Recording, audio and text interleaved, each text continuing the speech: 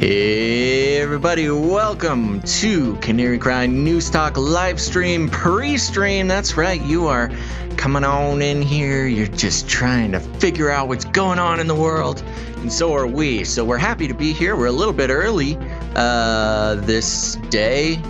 What day is it? Friday? Yes. Monday?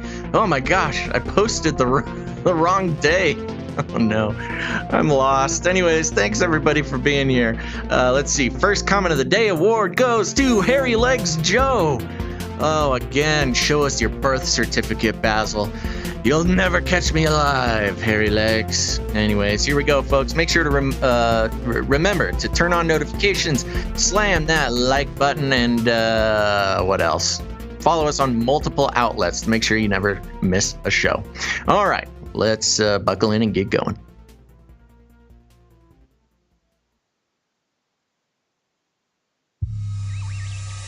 The world is getting crazier. People are acting more and more insane. The end of the world is tomorrow. Tomorrow. There's only one thing to do when the world is falling apart. Listen to Basil and Gonz as they discuss this week's news and events through the lens of Bible prophecy. You are listening to Canary Cry News Talk. You're listening to Canary Cry News Talk. Today is November 9th, 2020. This is episode 263. And today, that's right, it's the Pandemonic special. Woo-hoo-hoo-hoo. And I am not a viable vaccine, but I am your best buddy, Basil. And this is Gonz. Welcome to the podcast where we love Jesus, we love you, we love ourselves, and we love our enemies, which are becoming more and more demonic. I don't know how that works. I'm going to have to, that's one of the first things I'll ask Jesus. I'll be like, hey, we all failed in this, like, loving our demon. Can demonic, is that on a spectrum, or is it a binary, like a 1 or 0 demonic, or a spectrum of demonicity? I think it's 1-0. If you're talking like spiritual stuff. That sounds like the easiest paradigm to understand. It is. It truly is. 1 or 0. My opinion. Yeah. Okay. Yes. So we're back. We're here. Thanks. I cannot get a grasp on what day it is ever. It was Friday. I thought it was Friday. Well, our last story about time travel will definitely help you out. Maybe. We'll see. Yeah. I posted on our social media that it was Friday and nobody said anything about it. I think they're just sitting back and waiting. I think it's more fun to just sit back and wait for me to figure out what day it is than actually tell me. All right. Next time I won't tell you. Yeah, don't tell me anything. Yeah. I'll just be stuck in the time vortex. Let's see. What do you got? Anything here before the show? Yeah, well, just as usual, we don't want to talk too much about the current chaos going on with the elections, but we will touch on it briefly here at the top of the show just to cover it. And I did see a couple tweets that were very interesting over the weekend. One of them had to do with, this one's from Cultural Husbandry. This person laid out pretty much all the inconsistencies and the problems with what's happening with the election stuff, the glitch on the machines, Dominion, the company that was rejected by a whole bunch of states because of the potential corruption issue. And, those are the machines running in all the main counties and main states that are in question.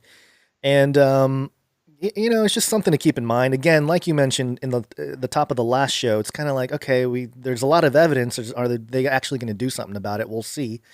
But either way, I've heard a lot about Benford's Law. I didn't really know what that was, but there are people talking about it. There's a lot of strange things happening when you look at the statistical analysis of the last elections and how Biden-Harris campaign really breaks the standard deviation model and stuff like that. So it's a good tweet, I guess, to sort of run through all the points of data. I saw one YouTuber, I think, maybe it was a YouTuber, maybe it was someone else, but it was on YouTube of somebody showing the real-time tally during a CNN broadcast, and it wasn't for the president, it was for one of the, I think, people running for Senate. Yeah, but the live switching of votes. Live switching. one candidate gains 560 votes while the other candidate loses 560 votes mysteriously. Yeah, it's pretty shady. It's pretty funny to watch. Well, and that's the thing. I do want to make everybody aware we are not going whole hog on the election shenanigans going right now. First of all, because a lot of other people are doing it, and there's a lot of work being done on that. A lot of interesting pieces of evidence coming in. Yes, we are aware of Hammer and Scorecard.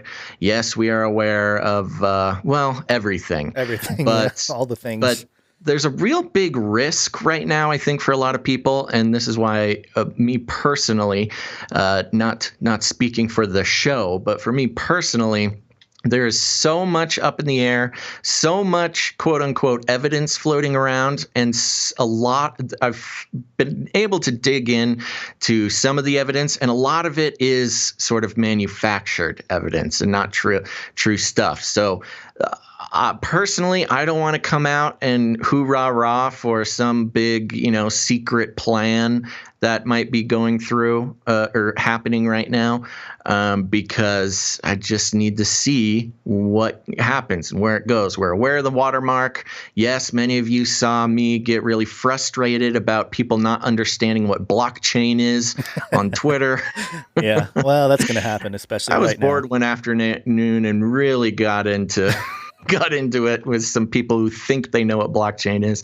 Anyways, so yeah, we're keeping an eye on everything. When there's something that we feel that we can feel like confident in dissecting a little more, we will be doing that. So we're not ignoring it for any other reason besides it is just so insane and so many fingers are in that pie right now that it's almost unhelpful to throw it all out there at once. Yeah, I will play this clip from a movie called Man of the Year from 2006.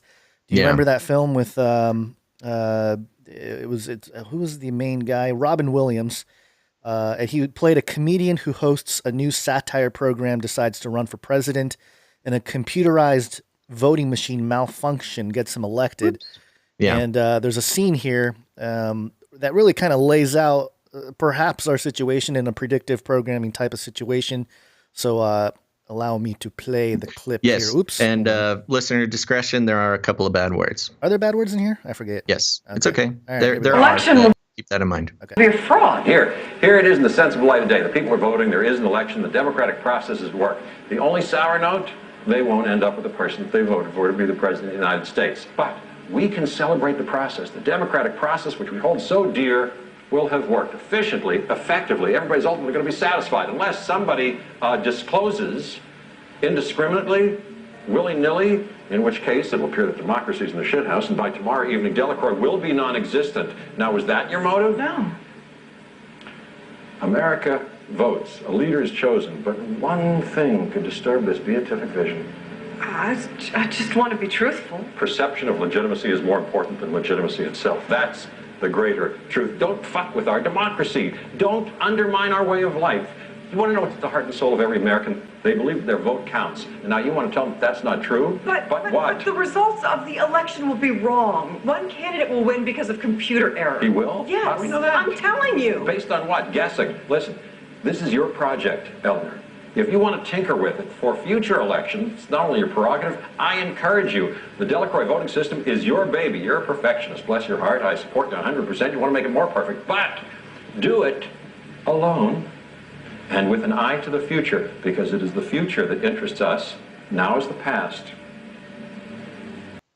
I'll just stop it right there. Yeah, apologies for the bad words. Yeah. But, and Jeff Goldblum, of course, epically pointing out the fact that at this point, and this is really the obvious sort of tactic on the Biden side is, once, quote unquote, the media comes out and calls it for Biden, he just totally claims it 100%, already holding meetings and speeches about what he plans to do, what he's going to do about the COVID and all these things, because he is president. He is president-elect, yada, yada, yada. Well, and part of that is exactly what Jeff Goldblum is referring to here, which is Nope. Okay, there we go. Now is the past. It is done. I am president. Doesn't matter. We're just going to keep moving on. And the more I solidify my win in the public eye, the harder it's going to be to question the results. And we know this is going to the courts. It's already begun going to the courts. And but this tactic being used is basically, it's interesting. It's kind of got a connection to like prosperity gospel. It's like name it and claim it, Biden. Fake it till you make it. You just name it and claim it. He says it. He's going to keep saying it. Everybody keeps saying it, and that way, once the courts begin, it's going to be. I'm a little worried because this is going to be very traumatic. Oh, for those who are like fully embracing that Biden has legitimately won. This is going to be very traumatic once it hits the courts. Right. Even if Biden does end up winning in the end. Yeah, just the fact that we're going through probably a court process, a long process in the next few weeks here is going to be troubling for them. Yeah. But yeah, right here, Jeff Goldblum says, perception of legitimacy is more important than legitimacy itself. That's the greater truth. Right. My gosh, that is like our current situation. And some people still asking what movie it is. It's Man of the Year from 2006. Mm-hmm. So, and it's interesting. You watch the preview for that, and the character that Robin Williams plays has like a Trump feel to it. He's kind of like this TV guy, decides to run for president. He's really off the cuff. He, is very politically incorrect and buys everyone's, attention and their love and all this kind of stuff. So a very interesting film. But yeah, I wanted to play that clip just because somebody had posted it like 13 years ago of election fraud and people are digging stuff up. And that's one of those things that you can point to as or chalk it up to predictive programming for 2020. So all things come into focus. 2020 vision, Basil. Basil birtherism kept me out of the White House again, guns.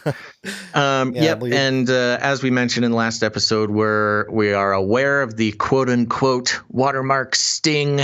But again, there's just not enough actual legitimate facts coming out to make too much statement about it.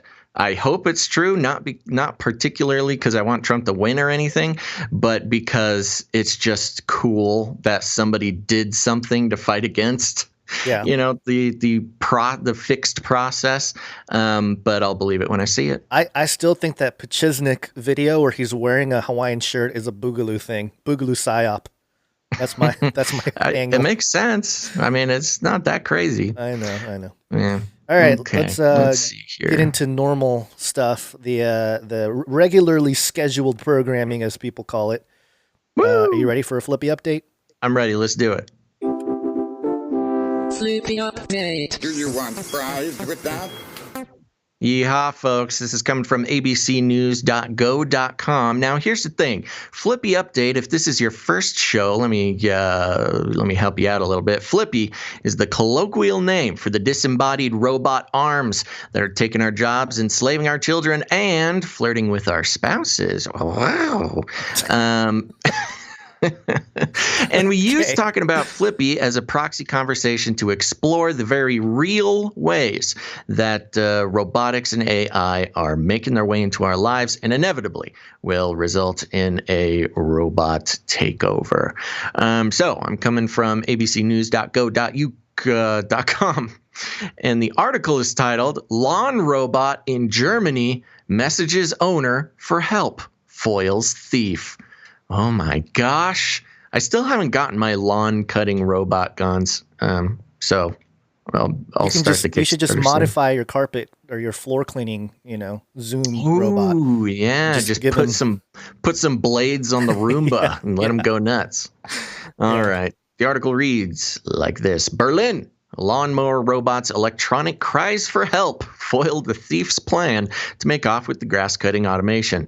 German police said Friday that a homeowner in the western town of Lippstadt was surprised on Tuesday evening with a smartphone message from the robot that it had flipped upside down.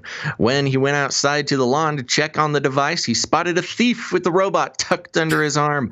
Caught in the act, the thief dropped the robot and fled, according to police. Officers searched the area but did not locate the suspect. Police are calling for any possible witnesses to come forward. Why do you need any more witnesses? The victim robot himself witnessed. Yeah. Yeah, the robot has it all on camera. There was no word on whether the robot suffered damage in the incident. Oh, God forbid Flippy lawnmower robot suffers any damage. Probably some emotional damage, though. This world is not ready to hear about the emotional problems of the robots. But I thought this was interesting this had a ring of personhood to it. Right. Right. It's described more like a kidnapping than a theft. I really wish that the headline. So, that's one thing to look out for. When they start calling, robot theft kidnapping, we are in trouble, folks. Yeah. Yeah, that's true. That's very true. Words matter. And I that was the main point, I think, of this little article is the personhood aspect of it. It wasn't hurt. It's getting stolen, but also this idea that, everything's connected to your smartphone. So it'll let you know if your little robot lawnmower is being taken. But also, who is stealing the robot lawnmower? Who's like, oh, that looks cool. Let me take it. Dude, I want to know what model this was, because there's a couple of places, a couple of business parks around my house that have started using robot lawnmowers in place of humans. And those things look really heavy. I was going to say. They look heavy and they're covered in blades. Right. It's a very bold move to try to snatch one of those things up. I wonder if a viable business plan is to just get a bunch of robot lawnmowers and just do your robotic lawn mowing business. You kind of just cruise up, unload a robot, and go to the next house. You could get like a fleet of them. Yeah. Have I talked about this before? I thought it was such a great idea, and now I'm suddenly realizing I think I may have pitched this idea already. Yeah, this is the beginning of Lawnmower Man. Yeah, and I can get a show on ABC or something, or what's that other one? Anyways, TLC. I'll have a TLC reality show. You interview the robots. That corner was difficult to shear. Yeah. Okay, so there you go. Our Flippy update for the day. Very good. Nice and short. Keeping it short here for you. We got a bunch of updates here to get to before main stories today about vaccines. But before we get there, let's do a few updates. We interrupt this broadcast to give you a brief update. By the end of this timely interruption, you will be thoroughly updated. A pandemic special. 33 is the number of completion of the Great War. Welcome to Chinese Show. Oh, that's a triple. Triple jings. Yeah. Triple jingle. What is it called? Anyway, what is it called in hockey? Hat trick. Hat trick. Thank you. Reuters.com. China reports 33 new COVID-19 cases versus 28 a day earlier. Why? What? There is no point to report this. Reuters. Well, there is. Well, because I'm saying, gotta let their fellow Illuminati members know that they're still out there. I know, but versus 28 a day earlier. I'm convinced now that they're just like trolling us. You know? Yeah, they're like, "Oh, you want some 33 action? Here you go." In all honesty, I think a lot of the 33 updates are just that. They know people are paying attention, so they're just throwing it out there as much as they can. Yeah, this is a 1-minute read, and there's absolutely no reason to report it. Like, anyway, I just thought it was an interesting mention of 33, and there you go, Reuters. You get your click. Yeah, you win. Get your click. Congratulations. You happy now? Yeah, you feel big, happy. Big man? All right, a couple more updates here. This one is a tweet. Oh, it's the New World Order. It's here. Got hairy legs. Got hairy legs. Yeah, our hairy leg president. He loves kids jumping on his lap. Oh, you're going to trigger people. Oh, my gosh. I think we just got banned because I said that. So as soon as the media announced Biden's presidency, not Congress, the media, the at Transition46 on Twitter published this: Biden-Harris presidential transition. We stand together as one America. We will rise stronger than we were before. Buildbackbetter.com. And if you remember a few episodes ago, we had an episode titled Build Back Better, except the B's were sixes, because lowercase b's are sixes. So you got your 3 6s. And I know the other, somebody in the chat mentioned how, and I think we mentioned it before too, how it was strange how you get 2020, you divide it by 666, and you get the 3033, whatever it is, the number, the text number that the Biden campaign ran on. But there you go. I think it's interesting how they're just coming out with it. And man, it really, we're at this point now where you're really just buying into the shenanigans, or you're part of the process of exposing it, because there's no hiding it right here. It's the Biden-Harris presidential transition, their main website, buildbackbetter.com. Like, come on. Come on, man. Which is funny because, again, as we've pointed out before, but for those who might be new to the show or missed that episode, Build Back Better is not just a Biden campaign slogan. It's been a catchphrase for different sort of globalist UN actors all over the world for years now. So this is not an original phrase of his. It's explicitly derived from well, was it the United Nations or I think it was United Nations? Yeah. So that's something they've been saying for a while, and Biden kind of just started using it as the reptilian overlords commanded, and so there you go. But now it's official. I can't believe he got man, that would have been so smart to buy that domain up a couple years back. A few years ago. I'm sure it was swooped up a while ago, because they were using Build Back Better like, I don't know, 2012, 2013, there were people around the world already using it. So I'm sure it's been around for a while. It's been a UN catchphrase for many moons. Yep. Okay, so there's that.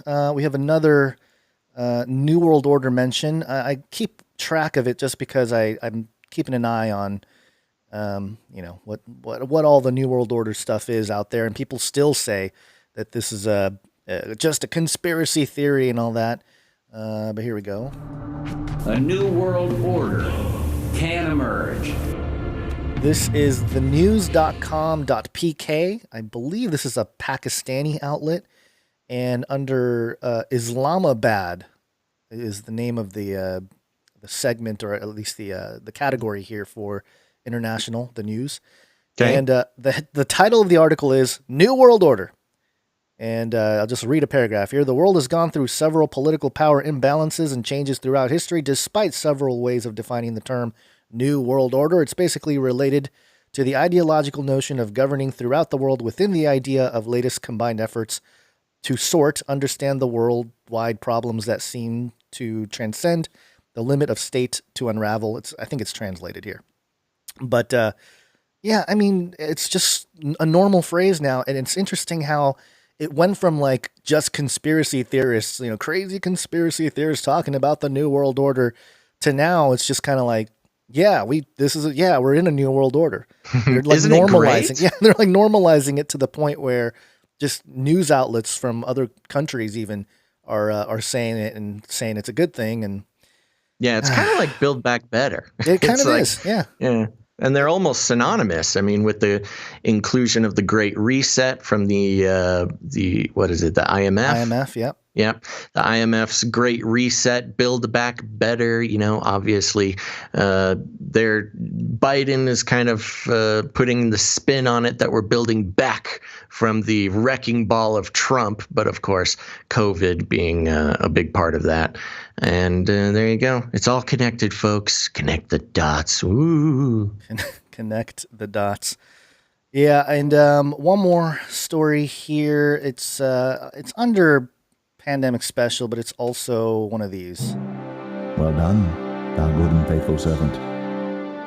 This is WhoObserver.com. A televangelist who referred to the coronavirus as a privilege has died from it. And this was Irvine Baxter.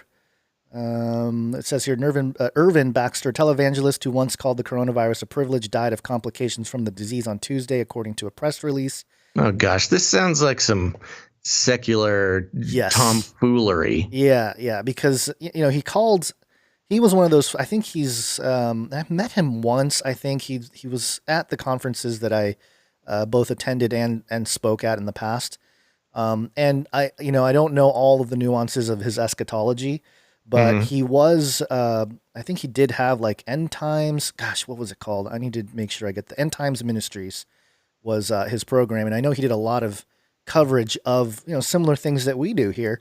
Even if our eschatology isn't exactly the same or our views on certain things aren't exactly the same, he was one of these watchman guys out there. And so, he passed away. It's really sad, but 75 years old. And yeah, they're spinning it as like, oh, he called it a privilege because, and his position was because of premarital sex in the United States, God was judging us, using a pandemic type of deal.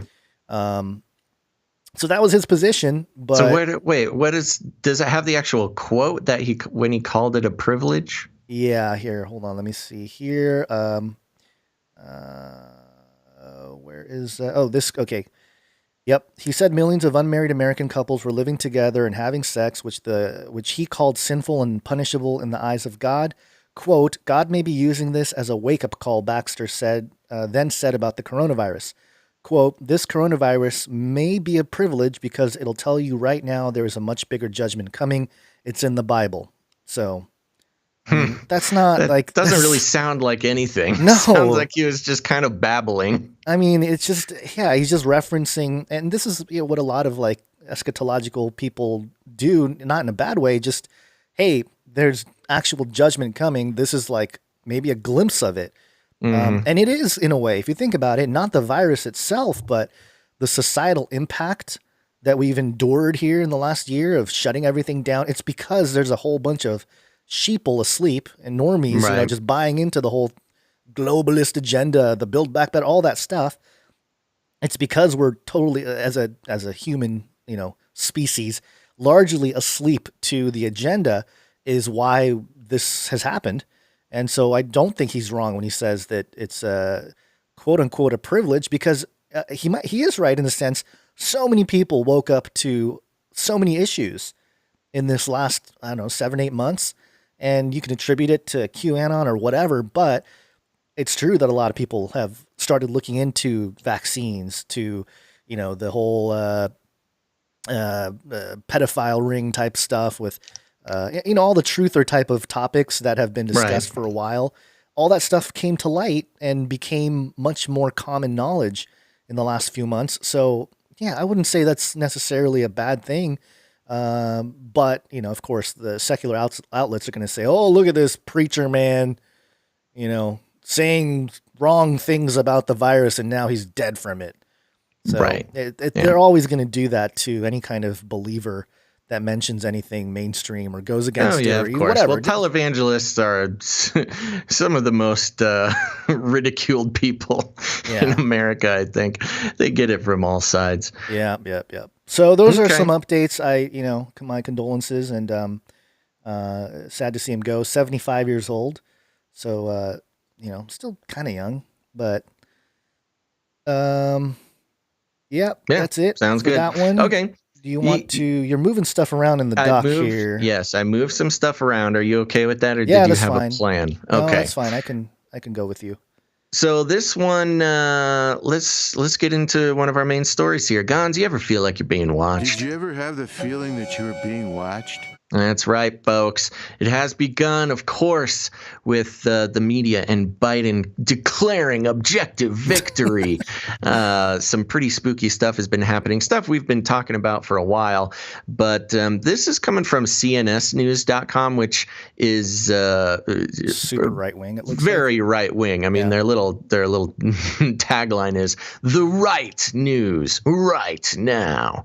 So you'll get the right-leaning discussion about this topic, but it's more fun that way. So the article is titled "Democrat Activists Compiling a Do Not Hire Blacklist of People Who Supported or Worked for Trump." In sharp contrast to Joe Biden's calls for Americans to come together as a nation to heal.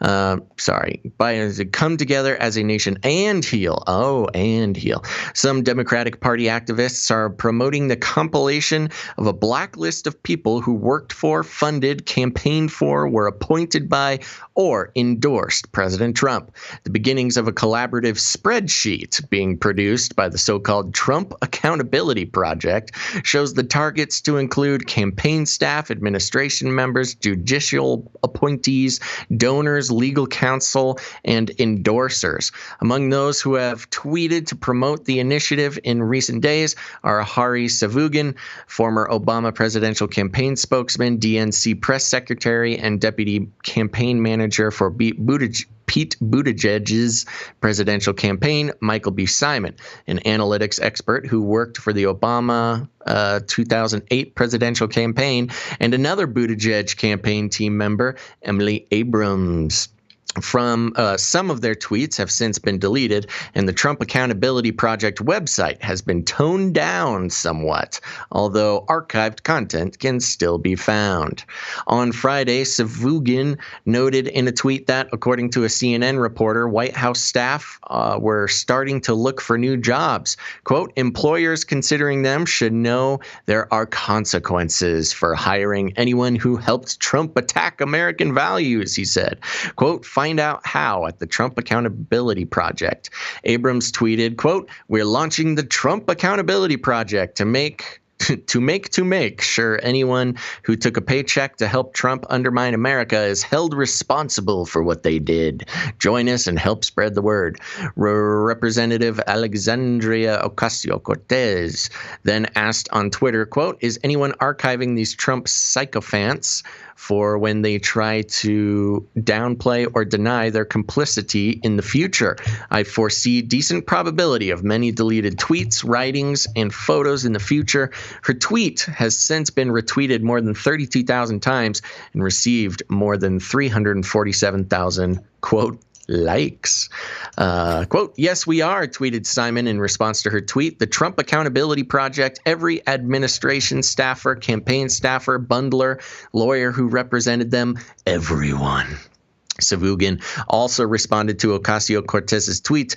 You better believe it. We just launched the Trump Accountability Project to make sure anyone who took a paycheck to help Trump undermine America is responsible for what they did.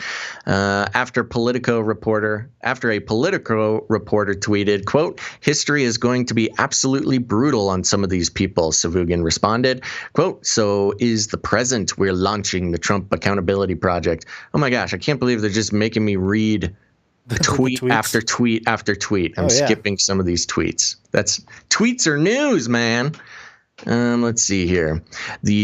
The world should never forget. The Trump Accountability Project is inviting software engineers or others able to help us archive large number of Trump campaign administration staffer tweets to get in touch.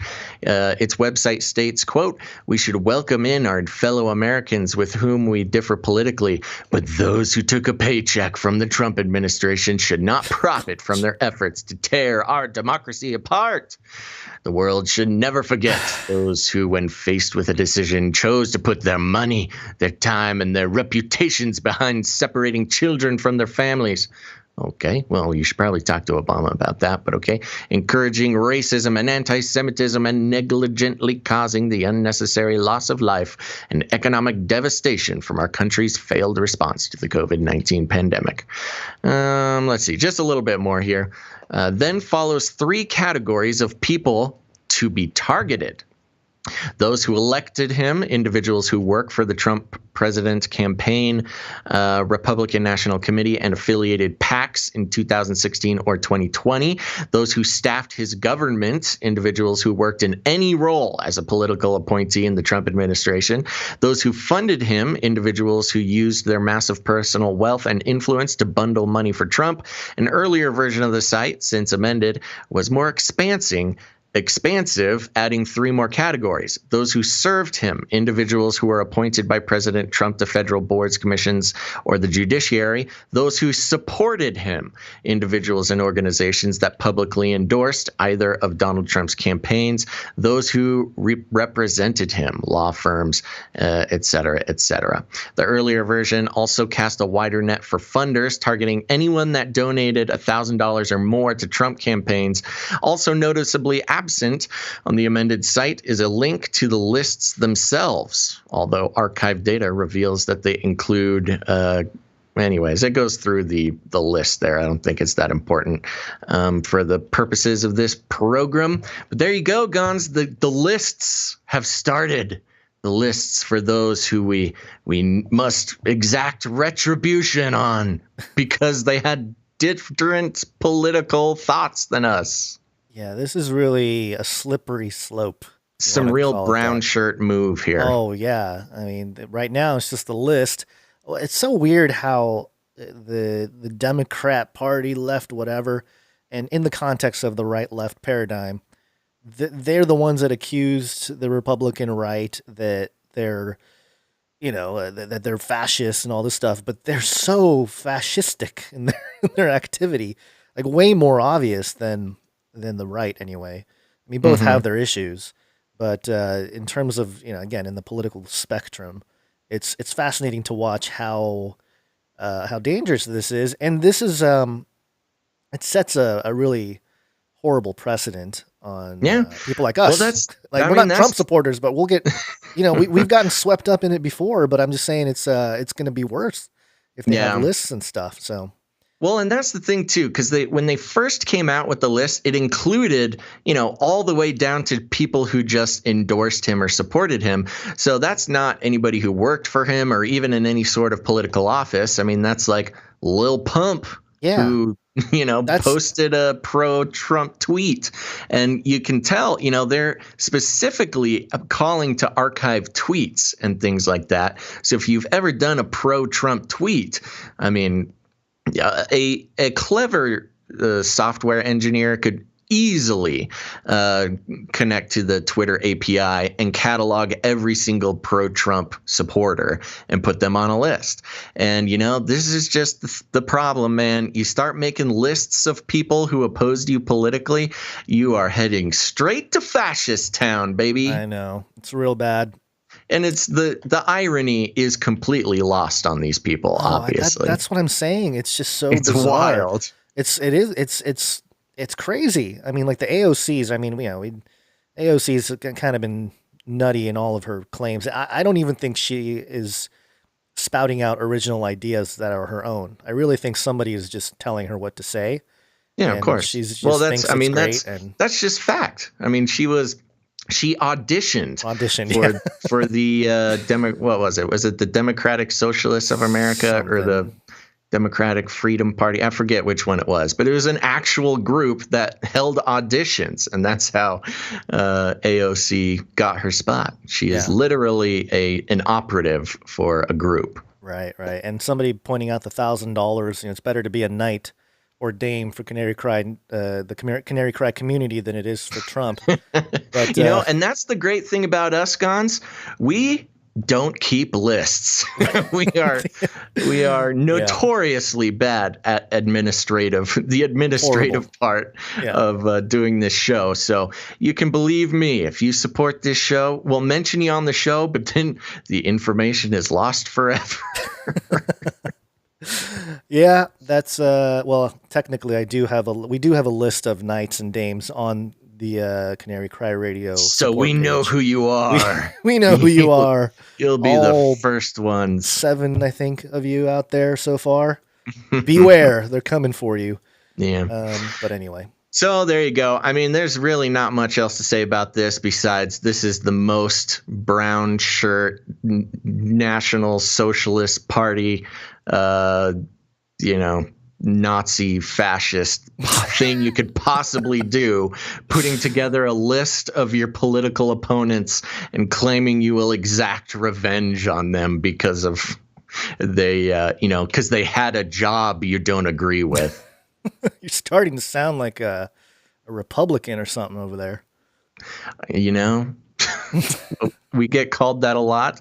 We are, and not just are we bipartisan, we're anti-partisan, breaking free. And that's why we're able to realize, you know, fascists everywhere, guns. I know, even there's fascism on the right wing too, believe it or not.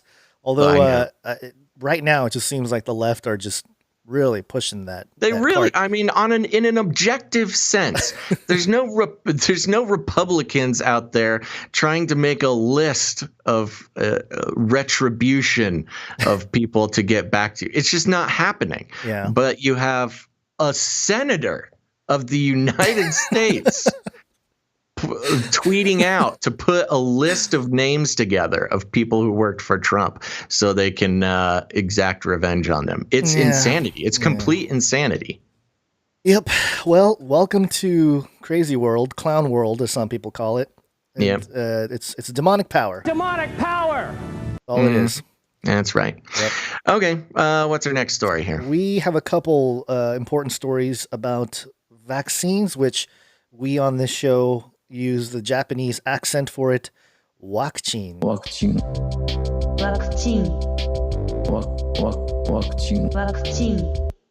All right, and stuff's out of order here, so let me find the exact article here, but I think it is this one. Yes. Reuters.com. Really going after you today, Reuters. A great day for humanity. Pfizer says COVID-19 vaccine over 90% effective. Oh, this is a wonderful day for humanity, Basil. I don't know. That already sounds like some statistical trickery, but lay it on me. Straight doublespeak. Pfizer Inc.'s PFE.net, .n experimental COVID-19 vaccine was more than 90% effective based on initial trial results, the company said on Monday. A major victory in the fight against a pandemic that has killed over 1 million people and battered the world's economy, which I will continue to argue that the shutting down the economy has killed more people already, if you can tally it somehow, than the alleged virus, even with the numbers skewed there. Yeah. Experts. I do want to make a quick correction. Yes, thank you, Pilgrim, for pointing it out. AOC is not a senator. She's a representative. A representative in the House. Yeah. Experts welcomed the first successful interim data from a large-scale clinical test as a watershed moment that showed vaccines could halt the pandemic, though mass rollouts of the shot, which need regulatory approval, won't happen this year. I'm surprised they said shot instead of jab. Pfizer and its German partner BioNTech SE said they had so far found no serious safety concerns and expected to seek U.S. authorization this month for emergency use of the vaccine, raising the possibility of a regulatory decision as soon as December. Was BioNTech not one of the companies that reported some huge disaster from their vaccine test? I don't remember if Pfizer was one of the disaster people that shut down. I don't think Pfizer was, but I remember BioNTech might have been, but maybe. I don't want to speak. Let me do some searching while you do some this. Clicking around. If granted, the companies estimate they can roll out up to 50 million doses this year, enough to protect 25 million people, and then produce up to 1.3 billion doses in 2021. Today is a great day for science and humanity, which is not a scientific statement, I might add. Albert Bourla, Pfizer's chairman and chief executive, said, quote, "We are reaching this critical milestone in our vaccine development program at a time when the world needs it most, with infection rates setting new records, hospitals nearing overcapacity, and economics struggling to reopen because governments won't allow them to. Experts cautioned that they still needed to see the full trial data, which have yet to be peer-reviewed or published in the medical journal." Okay. But the preliminary results look encouraging so far. So, great day for science and humanity, but they don't have anything. They don't have full trial data or any peer-reviewed stuff published in medical journals, but hey, great day for humanity. There are still many questions around the vaccine, such as how effective it is for vulnerable groups and how long it will provide immunity, and the, quote, new normal of social distancing and face masks looks set to remain for the foreseeable future. BioNTech chief executive Ugur Sahin told Reuters he was optimistic the immunization effect of the vaccine would last for a year, though that was not yet certain. Oh boy, they're getting ready to jab us multiple times here. Quote, this news made me smile from ear to ear. Yeah, because you're evil. Sorry, I keep adding these little commentaries of my own. I apologize here. That's what we do here. I know. It is a relief to see such positive results on this vaccine and bodes well for COVID-19 vaccines in general, even though we don't have any peer-reviewed articles in any of them yet or the complete data. But hey, awesome. Said Peter Horby, professor of emerging infectious disease at the University of Oxford. Wasn't it the Oxford guy who also said that they wanted mandatory vaccines last episode? Yeah. What are they doing over there at Oxford? I think it was the Oxford guy. I could be wrong about this, but I believe it was the Oxford ethicist also that recommended dosing conservatives with psilocybin to make them more compliant. Right. The prospect of a vaccine electrified world markets, with the S&P 500 and Dow hitting record highs as shares of banks, oil majors, and travel companies soared. Pfizer shares were 8.6 higher in New York, blah, blah, blah. More share information, who cares? Quote, the efficacy data are really impressive. This is better than most of us anticipated, said William Schaffner, infectious disease expert at Vanderbilt University School of Medicine, Nashville, Tennessee. Quote, the study isn't completed yet, but nonetheless, the data look very solid. What is up with these people? Well, see, that's the thing. They're just rolling stuff out before anything is. That must be the new MO. It's just the timing. It's the timing, because Biden is claiming victory, which means we can finally say we have an effective vaccine. Right. Because we can't say the vaccine works when Trump is president. Yeah. You can only do it if Biden becomes president. And so that's why they're coming out with it. There was also an interesting thing was being pointed out. I think I read it on Vox. I'm sorry, I don't have it right in front of me.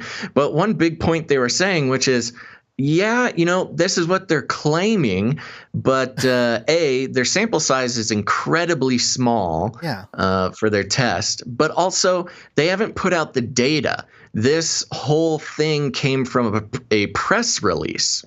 So nobody is actually able to look at the study data. This is literally just Pfizer saying this. They're just yelling it out into the ether, which is obviously politically motivated, because, of course, once Biden claims victory, then we can say we have a vaccine, but we can't put out the data yet. But just trust us. 90% efficacy. It's unbelievable. It just blows my mind that they can run with headlines like this. And in the story, it says, experts caution that they still need to see the full trial data, which have yet to be peer-reviewed or published in a medical journal. But the preliminary results look encouraging so far. Whee! What is it? Great day for humanity. If that's not double speak, I don't know what is. But, right. Double speak, for those of you who may be new, in the 1984 Orwell's 1984. It's basically euphemistic. Is that the right word? Ways to put something. Just things that are negative or bad. No, not euphemistic, but it's. Oh man, now I can't think of the word. Shoot. Well, it's basically just something that means. The opposite of what it actually means. No, it's defined as deliberately euphemistic, ambiguous, or obscure language. So, oh my gosh, maybe I don't know what euphemistic means. Yeah. I remember that's one of those words I learned in high school, Basil. I mean, I've definitely said euphemism, but let me do this. I'll consult the intelligent mega computer I have here. Euphemistic definition. Euphemistic definition. Make Basil go loco. Euphemism. A mild, indirect, or vague term for one that is considered harsh, blunt, or offensive. The use of such terms in rhetoric. The use of a mild, delicate, or indirect word or expression in place of a plainer, more accurate one, which by reason of its meaning or its associations or suggestions might be offensive, unpleasant, or embarrassing. I don't get it, but I believe you. It's just kind of it can be used in a positive sense. Like doctors will use euphemisms to sort of, you're dying of cancer. They'll say like, you have I don't know. You have the no disease. Something like that. The way you used euphemisms for your Monty. you know? Okay. Yeah. So Sure. it's that, but used in a nefarious way. So instead of telling you what's really going on, they'll just make it sound like it's the greatest thing ever. And that's really what Reuters is doing here. Sure. But anyway, yep, that's the first vaccine story we have. And like you mentioned, of course, now that Biden has been declared king of the world by the media, they can roll out the positive stuff that has to do with and I think, didn't they mention that Pfizer is no longer working with the U.S. government or as part of? I don't recall that, but I might have seen something. Let me look it up. But yeah, go ahead and I'll take this next one. You can update us on that. Sure. All right. Vaccine.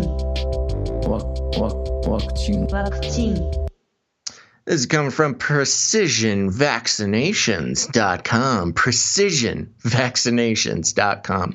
The headline is New York lawyers recommend mandatory COVID-19 vaccinations. The New York State Bar Association passed a resolution urging the state to consider reinforcing mandatory COVID-19 vaccinations, even if people object. For religious, philosophical, or personal reasons. Mary Beth Morrissey, chair of the New York Bar Association's Health Law Section's Task Force on COVID-19, said in a statement on November 7th, 2020, quote, the authority of the state to respond to a public health crisis is well established in constitutional law. Quote, in balancing the protection of the public's health and civil liberties, the public health law recognizes that a person's health can and does affect others. Quote, it may become necessary to require that certain individuals or communities be vaccinated, such as healthcare workers and students, to protect the public's health, added Morrissey, a research fellow at Fordham University's Global Healthcare Innovation Management Center and faculty member in the graduate schools. Specifically, the New York State Bar Association recommends to protect the public's health, it would be useful to provide guidance consistent with existing law or State Emergency Health Powers Act as proposed in Resolution Number 1 to assist state officials and state and local public health authorities should it be necessary for the state to consider the possibility of enacting a vaccine mandate. A vaccine must not only be safe and efficacious, it must be publicly perceived as safe and efficacious. It's all about perception, baby. You know, when there's a synchronized between the two of us, something is a little fishy. Right. A vaccine must not only be safe and efficacious, it must be publicly perceived as safe and efficacious. It's kind of a callback to the Jeff Goldblum quote at the beginning of the show. Yeah. It doesn't matter if the system is fair. It just has to look fair. Right. All 50 states have legislation requiring specified vaccines for students, although exemptions vary from state to state. All school immunization laws grant exemptions to children for medical reasons, states the National Conference of State Legislatures website as of June 16th, 2020. You know, a horrible thing that I want to mention real quick before we continue with this. I have a friend who has a child, and this child has some crazy disease. I don't recall the name of it, and I don't remember what it is. I think it's some sort of lung or like a respiratory and circulatory problem. Little baby, 2-3 years old. They were very effective at not getting this child vaccinated because they just didn't want that. Especially this baby was born kind of further later on in its parents' lives. It was actually pretty impressive. They're about, I mean, they're outside of the normal range when people are having children. So they didn't get her vaccinated. She had an exemption for this health problem that she has. And they are going around in multiple states trying to find a pediatric specialist to help their child with this chronic condition that the child has. And they've been turned away from insurance companies and pediatric hospitals and specialized doctors. Everybody's turning this child away because she's not vaccinated. So she has this horrible condition that requires specialty care, and nobody will give the child specialty care because she's not vaccinated. And she has an exemption, a legal health exemption from vaccinations. So they're having to move like halfway across the country to, I don't want to get it wrong. It's one of the it's either Utah or Ohio, one of those places, where they don't have as strict vaccine laws. But it's crazy. The whole healthcare system is just letting this child die. Well, I don't know. I don't want to be hyperbolic, but they're not treating this child because she's not vaccinated. It's insanity and it's evil. And it's completely wild. Yeah. Anyways, moving on. Moreover, there are 45 states in Washington, D.C. that grant religious exemptions for those people who have religious objections to immunizations. Currently, 15 states allow philosophical exemptions. Ooh, that's fun for those who object to immunizations because of personal, moral, or other beliefs. New York's recommendation contrasts with the U.S. FDA's Vaccines and Related Biological Products Advisory Committee recommendation on October 22nd, 2020, which opposes mandatory vaccination policy since the initial COVID-19 vaccines are considered experimental without proven vaccine efficacy, which was actually good news. We talked about this a few weeks ago, where the FDA is rejecting mandatory vaccines. Furthermore, this FDA committee raised specific concerns regarding pediatric vaccinations with unproven COVID-19 vaccines for a population generally unaffected by this new disease. And the article goes on, but that's kind of the most important part. But here's the crazy thing, and this is where the story is really kind of spooky, because this is the New York State Bar Association. Yeah. Now, here's the thing.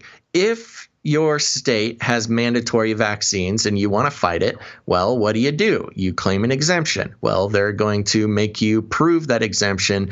And for those who have gotten exemptions in many states, you'll know that a lot of times you have to get a lawyer to help you go through this process. But in New York, the the State Bar Association, which all the lawyers are going to be a member of if they pass the bar.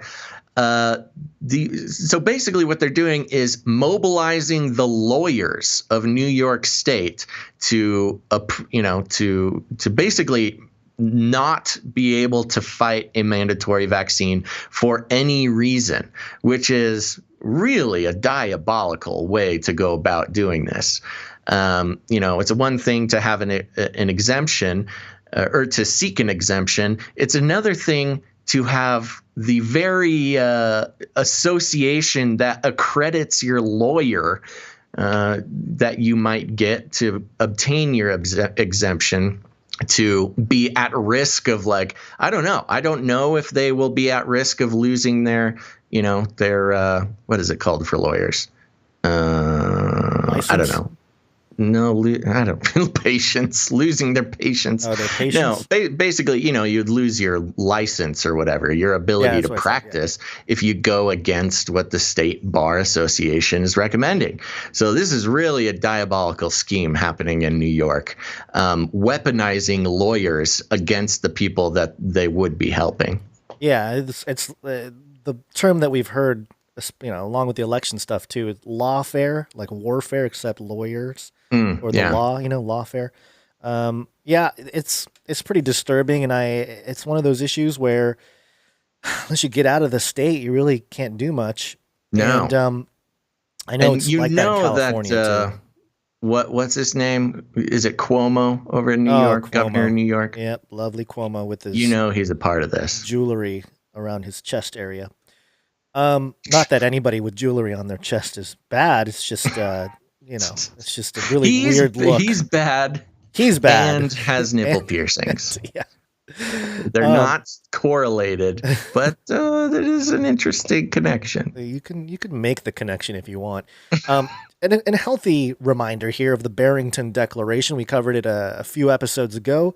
This is where it's basically a declaration that you can read here on gbdeclaration.org.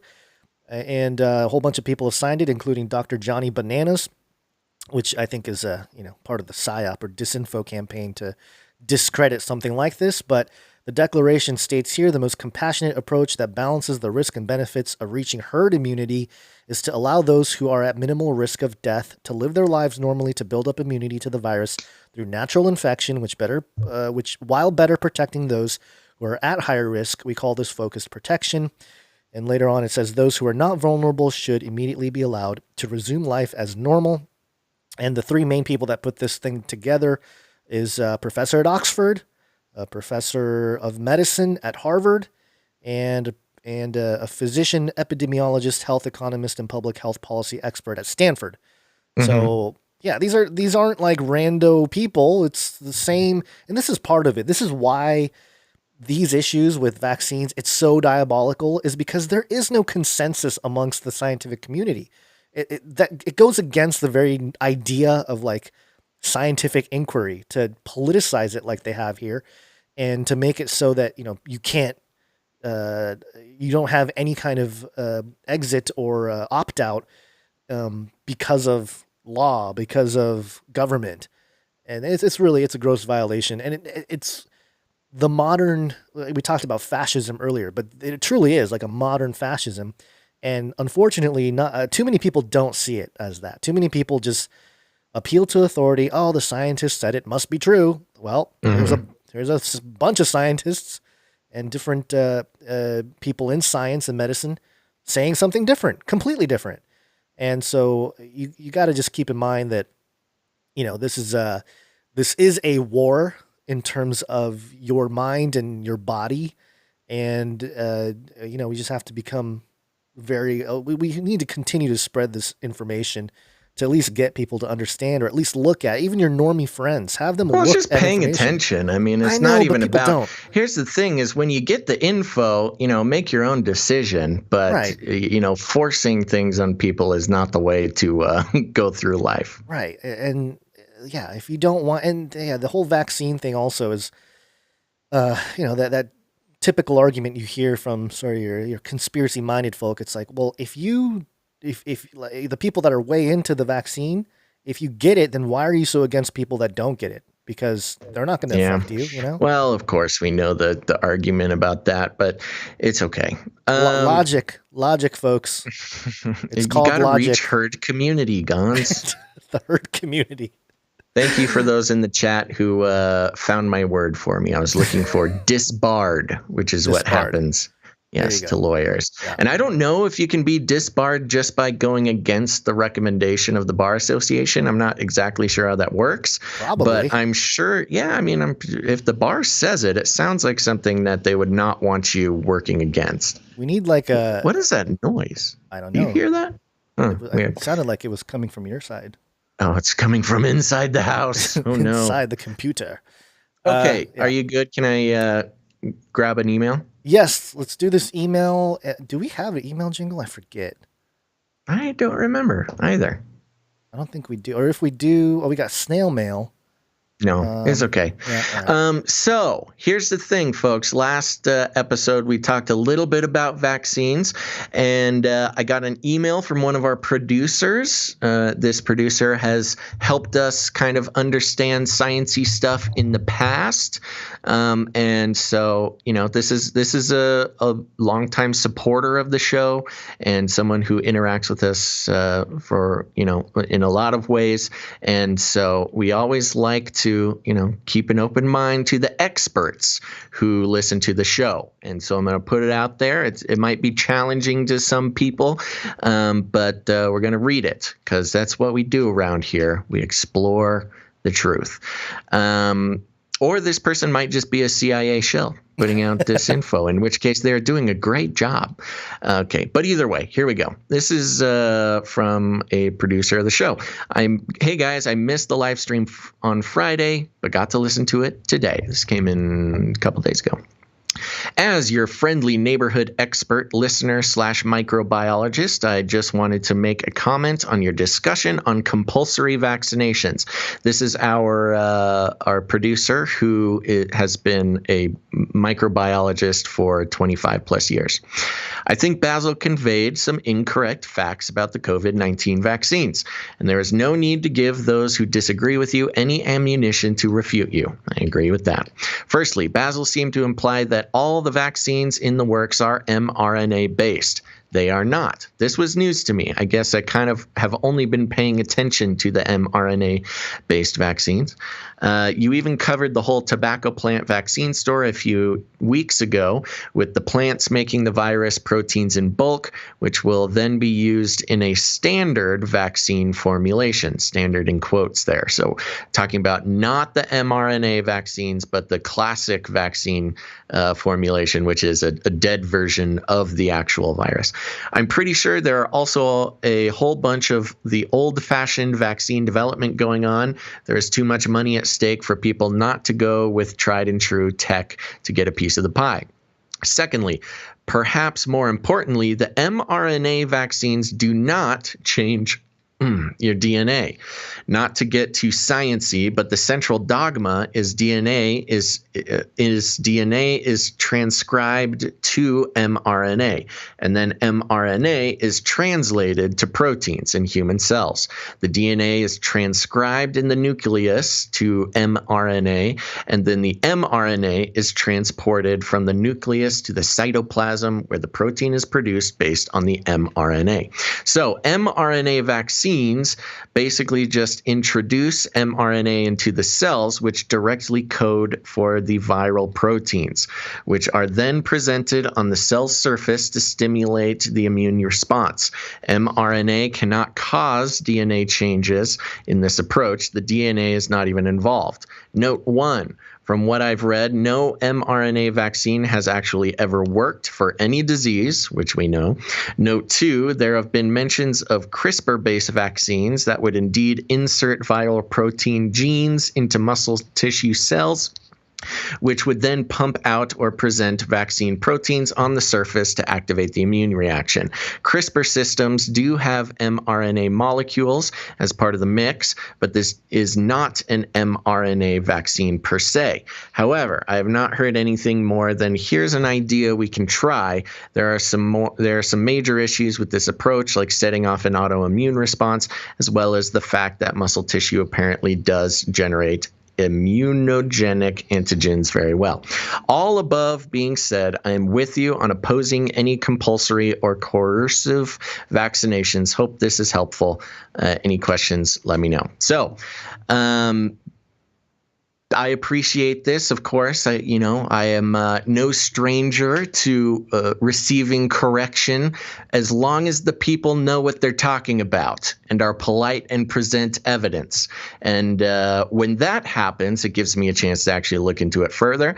Actually, I kind of knew this already, so I actually don't remember the words that I said last episode. But basically what they're talking about here is number one, a CRISPR-based vaccine would technically be editing DNA. There's not a whole lot of CRISPR vaccines being worked on, but we have read a couple articles on the show about it that there are people. Sorry to chime in, but we have a story on that later today. Okay, yeah, so we'll talk about that more. So CRISPR vaccine is one thing that does actually edit DNA, but mRNA took a little bit of looking into mRNA. Yes, mRNA based vaccines do not directly edit DNA. They kind of jump in between the process of DNA and I don't know if I could correctly call it gene expression, but whatever it is, it's sort of in between DNA and the actions of your cells. So yes, to say mRNA vaccines edit your DNA is not correct, but it does kind of weasel its way into the process of, and again, I can be corrected if this is an incorrect expression, but gene expression being how does, the code from your DNA get translated into your physical body. is kind of a similar problem to when we were talking about, the astronaut who went into space and came and it changed his DNA. But it didn't actually change the code of his DNA. It just changed the expression, the translation, or what exact physical attributes were being decoded from the DNA. So there you go. So we've known this for a while. We've actually said it before. I must have either misspoke or just wasn't thinking last episode. And this is getting thrown around a lot, that mRNA vaccines are editing your DNA. That's not quite completely true. Maybe an easy way to understand it for a layman, but not quite the truth. When in fact these mRNA vaccines seem to be basically changing the translation or the expression between the actual DNA code and what gets expressed in your physical body. Does that make sense, Gons? Yeah, it does. There's, now we appreciate the correction. But on the first point about how, what was it here that, I'm sorry, I'm trying to pull up the email again. No mRNA vaccine has actually ever worked for any disease. Yeah. That part of it is that's the concern really with some of the vaccines that are being pushed out there right now. I did a report on Moderna a few weeks ago, and there's an article here that I quoted from that video from statnews.com, Ego, Ambition, and Turmoil Inside One of Biotech's Most Secretive Startups. And it talks about Moderna here, and it's pretty scathing on the CEO of Moderna. I think his name is Stefan Bancel. And he's there's a lot of controversy surrounding him in general that, he wants mRNA to work because if it does, it's so amazing and all this stuff. And he doesn't have a science background. He's got like a funding economics type of background, which a lot of people have criticized him for that too. But in the article here, I'm trying to find the spot, an ambitious CEO dreams big. And it talks about he's from Harvard Business School, blah, blah, blah. He said, quote, I was always thinking one day someone will have to make a decision about me getting a CEO job. How do I make sure, blah, blah, blah. Hold on, let me try to find the spot. I thought I highlighted it, but where is it? Oh, here we go. Moderna's technology promised to subvert the whole field, creating therapeutic proteins inside the body instead of manufacturing plants. The key, harnessing messenger RNA or mRNA. In nature, mRNA molecules function like recipe books, directing cellular machinery to make specific proteins. Moderna believes it can play that system to its advantage by using synthetic mRNA to compel cells to produce whichever proteins it chooses. In effect, the mRNA would turn cells into tiny drug factories. And up until this point, there's been a lot of issues with people that are in trials with this, people getting sick and stuff like that. And it says here, he knew it was a gamble. He told Stat, quote, but if I don't do it and it works, I'm just going to kick myself, basically saying like, someone's going to do it. I want to be the guy to figure it out. Sure. And the article says, and so he became the company's CEO and soon developed an almost messianic reverence for the mRNA technology. So this guy's like super into the mRNA and wants it to be, he wants that breakthrough, and probably for more economic and status reasons than a legitimate. I can't, I'm not going to tell the guy's heart, but in essence, that's part of the criticism here. So you get into the weeds and the nuance of the mRNA stuff that's out there. And well, sure, I think it's important, and the problem is that it doesn't mean just because mRNA doesn't change DNA in the way that somebody's YouTube video told you or some blog you read said, doesn't mean that we're here telling you to go get the vaccine. That's part of the sort of triggering mind control. And I'm looking at the chat, and there are some people certainly triggered by this piece of information that comes from a trustworthy source, unless you are also a microbiologist expert of 25 years, then we can have a conversation.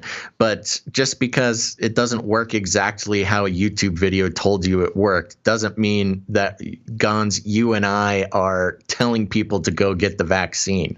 But as the email read, it's important to actually be able to speak about it in factual ways, or else you just come off looking foolish to people who know what they're talking about. So there you go. It's okay to have previously had a misunderstanding of science that you don't personally interact with. That's okay. And it's also okay to, take on new facts. It doesn't have to change your mind about whether you're going to take or not take a vaccine. But, when it comes to conspiracy theories and news and critical thinking, it's important to not disregard facts just because it wasn't the first fact that you heard. So just to put it back into context, this is not us saying, oh yeah, Basil and Gon said it's cool to go get the vaccine. This will be great. That's not what we're saying. What we're saying is if you're going to have intelligent conversations with people who actually know the science, you're going to want to also know the science. Right. And these are different levels of conversation here. Because part of the conversation earlier with vaccines was the government oversight into forcing vaccines. That's one layer of the conversation. And I think this part of it here is more of a nitty-gritty scientific in terms of not the authoritarian way, but just the hard science, the objective science of it. And when it comes down to that, it's not. And you got to define change DNA too. Like, what do you mean by change DNA? Well, and that's the subtlety of it. Right. Changing your DNA is different from, having a different expression from your DNA. Right. The base code doesn't change. It's just, what the manifestation is in your physical thing. And so they are two different things. If you're going to, talk to somebody who actually knows what they're talking about, they're two different things. However, I agree in practical terms, it may not matter to you in the end. And that's okay in a practical sense. It doesn't have to change your mind. It's just you might as well talk about it in the terms that are the current, scientific fact or whatever, which of course we know there's problems with that. Right. And I just think it becomes an issue when people run around and say just, point blank that it's changing your DNA. You're going to get pushback from the scientific community or the people within medicine who are dealing with this day to day, rather than, somebody else who's just looking at blogs or YouTube videos or whatever you said. It's going to come off, even if there are linguistic or semantics involved here, it's just not going to come off well. So I think digging into the issue is good. But also, again, a separate conversation is the way vaccines are used by governments and authorities to control. That's a whole different conversation than the actual what's happening in the vaccine itself. And that, I think that's always been my argument with this is, hey, because vaccines have been around for different things for quite a while. Like I said before, I was jabbed. Yeah, I was jabbed, when I was born. I think most people were. That's watching. I had to get a bunch of vaccines in 2017 to travel. To travel, yeah. So, and again, we're not saying it's good, but at the same time, it just seems like the conversation gets lost on the specifics when people start peddling that stuff. And here's a great comment that really highlights the problem with this from YouTube. Says, I don't get it. Are you against vaccines or do you support it? Well, exactly. We're not. That's exactly what we're talking about. We're not pro vaccine necessarily, certainly not pro-mandatory vaccine, but it's important to actually have a real understanding of the current facts about it instead of just parroting what we've been told by people who may not, have the actual background. And that's okay. Don't get the vaccine if you don't want to. That's great. I totally support you. Yeah. That's great. Yeah. And also there's no, because people have connected the vaccine to the mark of the beast, and there are legitimate concerns in terms of control, in terms of buying and selling, legitimate concerns. I'm not downplaying that at all, but that's more from the side of control, the control mechanism, and the only reason why the changed DNA part of it, I think, got into the conversation is because of the fact that the thesis that I presented. Not myself, only me, but like me and many others presented early on in this, on the channel and in the ministry, this idea that the mark of the beast might change your DNA, might make you not human anymore because there's no vindication or there's no redemption for those who take the mark. They're burned, they get thrown into the lake of fire, all this stuff. And so it makes sense that, maybe you're no longer human. You lose your ability to be redeemed by Jesus. That's a possibility. That's sort of a theoretical thing that we extracted from the eschatological passages. But then to flip it and say, it's here, you get a vaccine, your DNA's changed, you won't be saved. That's incredibly dangerous too, because unless you know the science for sure, you're basically starting to peddle false information and fear, scaring people out of things. Right. And again, I'm not saying get it. You don't have to lie to make a point. Right. The true facts say enough, but you don't have to have false facts to make a point that just to make it sound scarier. Anyways, there you go. We're not telling anybody to get the vaccine. Of course, if you question the conspiracy theory, you're a CIA shill trying to deceive the masses. So we're still waiting for that shill check, but when it gets here, I'll let you guys know. Yeah. And I pulled this up because I'm curious from our producer there. There's an article from nature.com, COVID-19 vaccine development and a potential nanomaterial path forward. And it talks about nanotechnology. So in fact, the first vaccine candidate launched into clinical trials is an mRNA vaccine delivered via lipid nanoparticles. I don't know if that's synthetic or, again, I haven't dug into this particular article, but these are like trigger words, right? For our corner of the internet. You start talking about nanotechnology, DNA, vaccine, you're going to get triggered, and if you've only talked about these issues in the context of eschatology, then you're going to be like, oh shoot, there it is. It's the mark. Nanotechnology delivering, change in DNA, and it's the mark of the beast. And again, the concerns are way more legitimate than that. You don't have to necessarily conclude that it is the mark. There's enough concern here. You don't need to call it the mark of the beast to be concerned and to have to put up warning signs and to discuss the issue from a critical standpoint. And I guess it's just one of those issues that people are going to run with it. They're going to call us shills, whatever, or some people will anyway. But that's the thing. That's the whole idea here. And I mentioned it before, that there is no hard consensus when it comes to science. Right. The fact and that's the point. Yeah, that's the point. And the fact that people like Fauci are out there saying science is truth, which is not a scientific statement, that's way more troubling. Right. And exactly. the hard, of course there's problems with vaccines, and there's, people that get, killed and stuff from it, and especially in the test phase. So there's, again, legitimate concerns, but I don't think we need to peddle anything more than that in terms of, like I said, talking about you see it on both sides. You don't need to lie about something to make somebody think it's the truth. Right, right. So the truth is scary enough. We don't need to add anything else to it. Anyways, let's see here. Break time? I think so. Let's take a quick break. After some Pharmakia.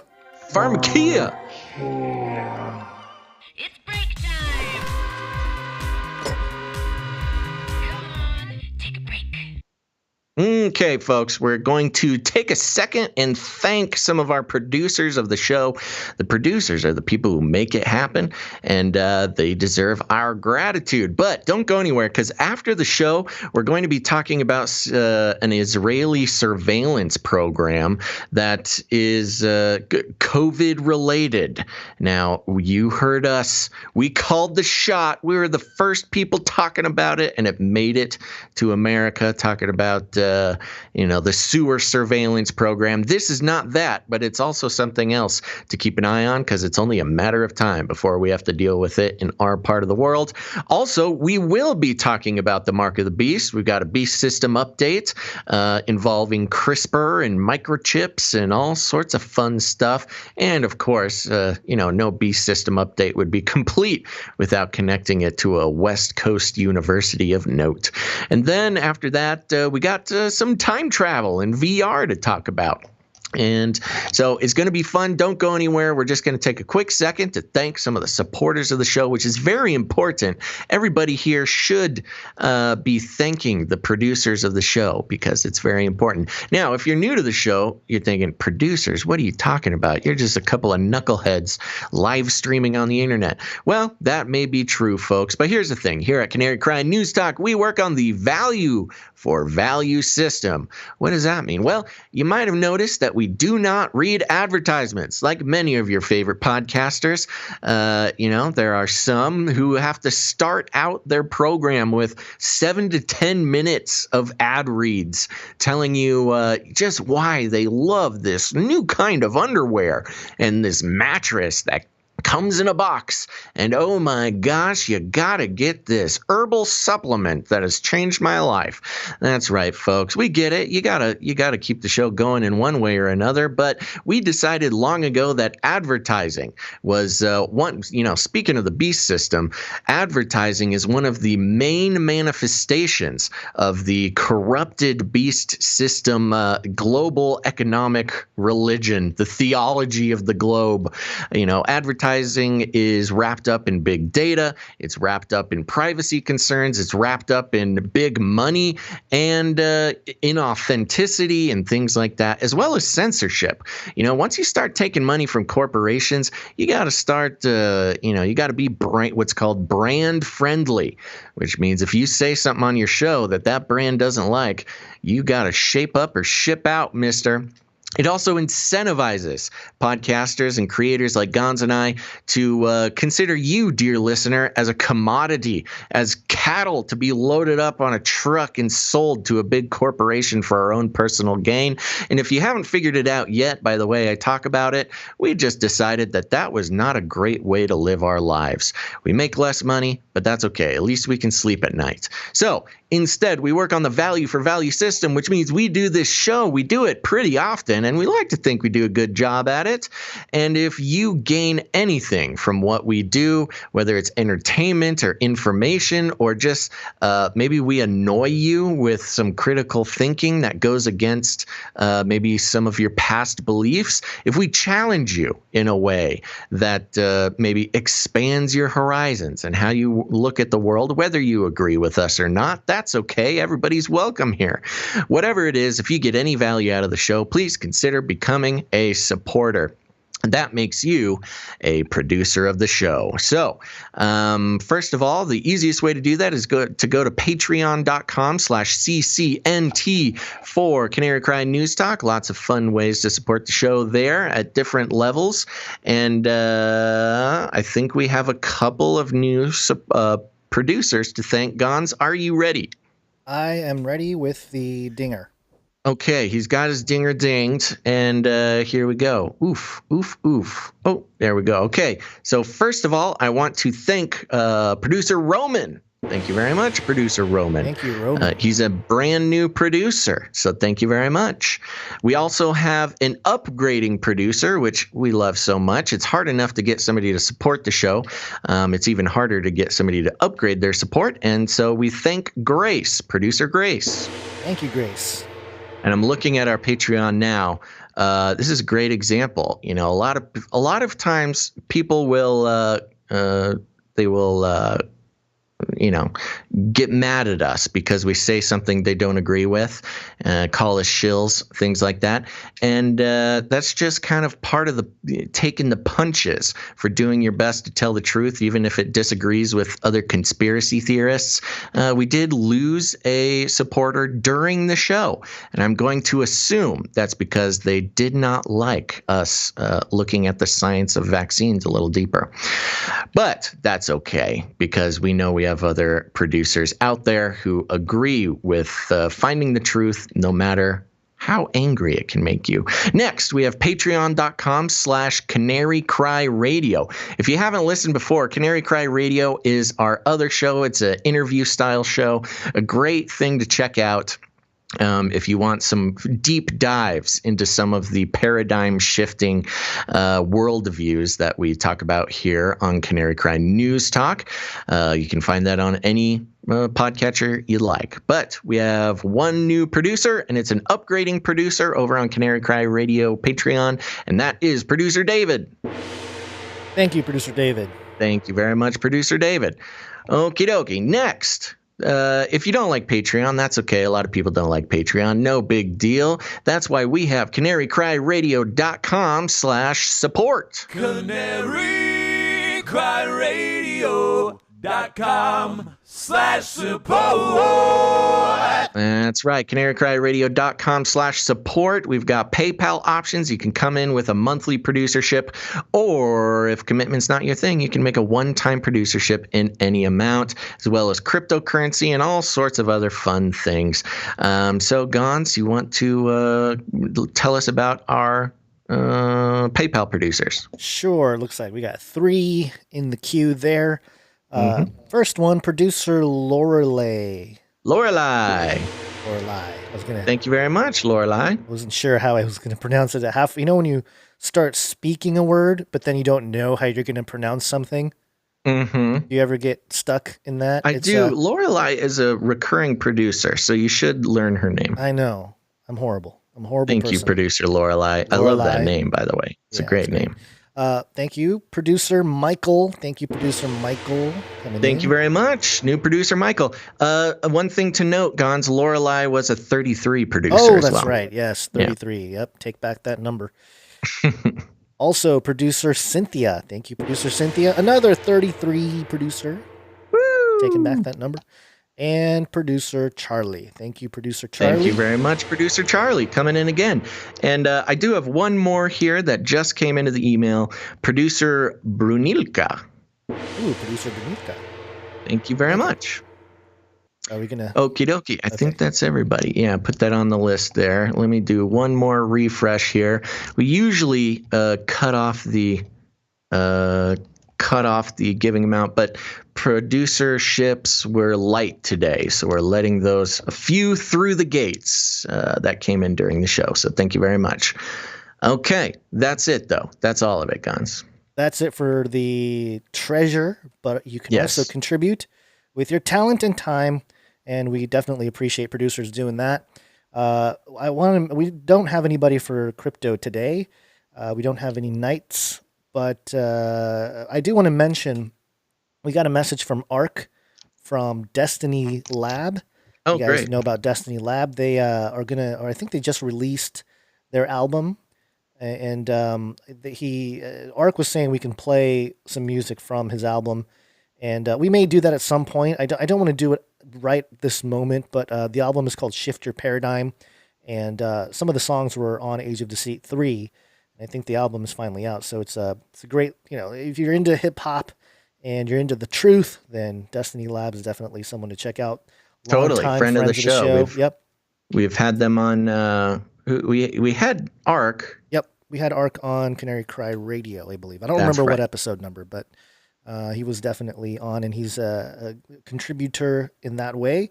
But also artwork. One art, please. Yeah. For today, we have a few pieces of artwork to present to you, the audience. First off, it's from Mark. Producer Mark gave us the Battle of the 5G Armies. And, this one was fun. Yeah, so Battle of the 5G Armies. This was fun. He had a little note, a little illustration of how 2 of the 4 horsemen of the technocalypse are working to bring about global 5G, plus expensive Tesla tequila and 2 cute Neuralink piggies. And in the middle, we've got the Eye of Sauron, the tower from Lord of the Rings there, and it says the Battle of the 5G Armies. And on the left, we've got a fleet of Musk's Starlink satellites. We've got Musk there holding some Tesla tequila and 2 happy, healthy little piggies who look so confused. They've got their little Neuralink chip there. And on the other side, in the other corner, we've got Mark Zuckerberg with a fleet of his Wi-Fi drones he wants to fly around the world, as well as the blimps. The blimps, his internet blimps. So we've got 2 powerhouses getting ready to cover the earth in dangerous, searing 5G technology.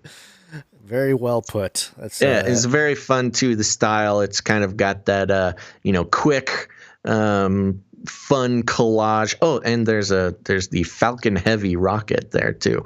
So they're all over the place. It's that fun, kind of quick Photoshop style, which I love so much. So thank you very much. And this was from producer Mark. Yes. And when you look at this, I think Elon's winning. Yeah. Elon's got the tequila. Mark Zuckerberg is on his knees, sort of. Agony. He's not happy about this. No. Just for your info, Gons, there's 2 more pieces that came, and they're down at the bottom. I know. There. I don't know if I'm going to be able to add them in last second. That's okay. We'll do them next show, if not. We might have to push to the next show, but we do see it. And actually, it's from Allie, producer Allie. Woo! Thank you very much, producer Charlie. They work together on this one. It's a little. It's the montage of. Yes, you and I. Is two of Allie's portraits, one of me and my cool googly eyes, and on the right, that's the portrait of your headshot that she did there. And producer Charlie put it all together with some expert photoshopping skills there. It says Canary Cry, Think Outside the Cage, Basil and Gons. And they mentioned that they have already sent it off to producer Dust to get it on some T-shirts at Canary Cry Merch Perch. That's good right there. I love it. Always love the artwork. Very good. We did get a couple more pieces from Allie today, but again, we'll push it to the next episode. So thank you, Allie. Look forward to seeing those new ones in the next episode. And lastly, we have one from producer Steven. I love this one. This is, how do you even explain this? The Cycle of Temptation. I think he wrote a note to us and he mentioned how... Yeah, it says here, he posts a lot of signs in my Sunday school class. I realized that this one was influenced by our podcast and live stream. And this is kind of an illustration that it's called the Cycle of Temptation. So considering this is, a Sunday school lesson talking about temptations in 1 John 2:16 with the lust of the flesh, the lust of the eyes, and the pride of life. And it's got the cycle between attraction and through God's word, you can escape. Cost-benefit analysis with skewed data. The pros is pros and cons.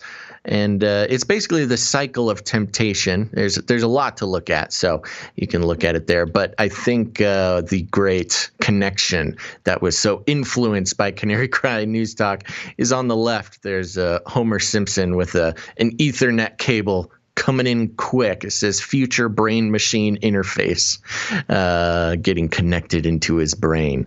So, and that is on a sort of an illustration of the eye gates and the ear gates, 2 gates of temptation, of course. And then you got your sort of demonic communications that can come in all sorts of forms, including a brain machine interface. So good job, Steven. Producer Steven made this one. Excellent work. Thank you so much for all the artists and all the producers. And, I'm very sad to announce that That Night Wind informed me that she is going back to work or something. I don't know why she's got to go to work. I mean, what a crazy idea. Horrible. But she will not be able to provide timestamps anymore for the YouTube channel. So that's a bummer. Yeah. Because she's been doing a great job with that. And so if anybody wants to pick up that torch and continue providing timestamps with the articles, take a look at some of the older videos. It's a pinned comment on the Face Like This on YouTube channel, and you can model it. Yeah, and to be a little bit more specific, what That Night When does is they watch the show live and they just notate when we switch topics. Right.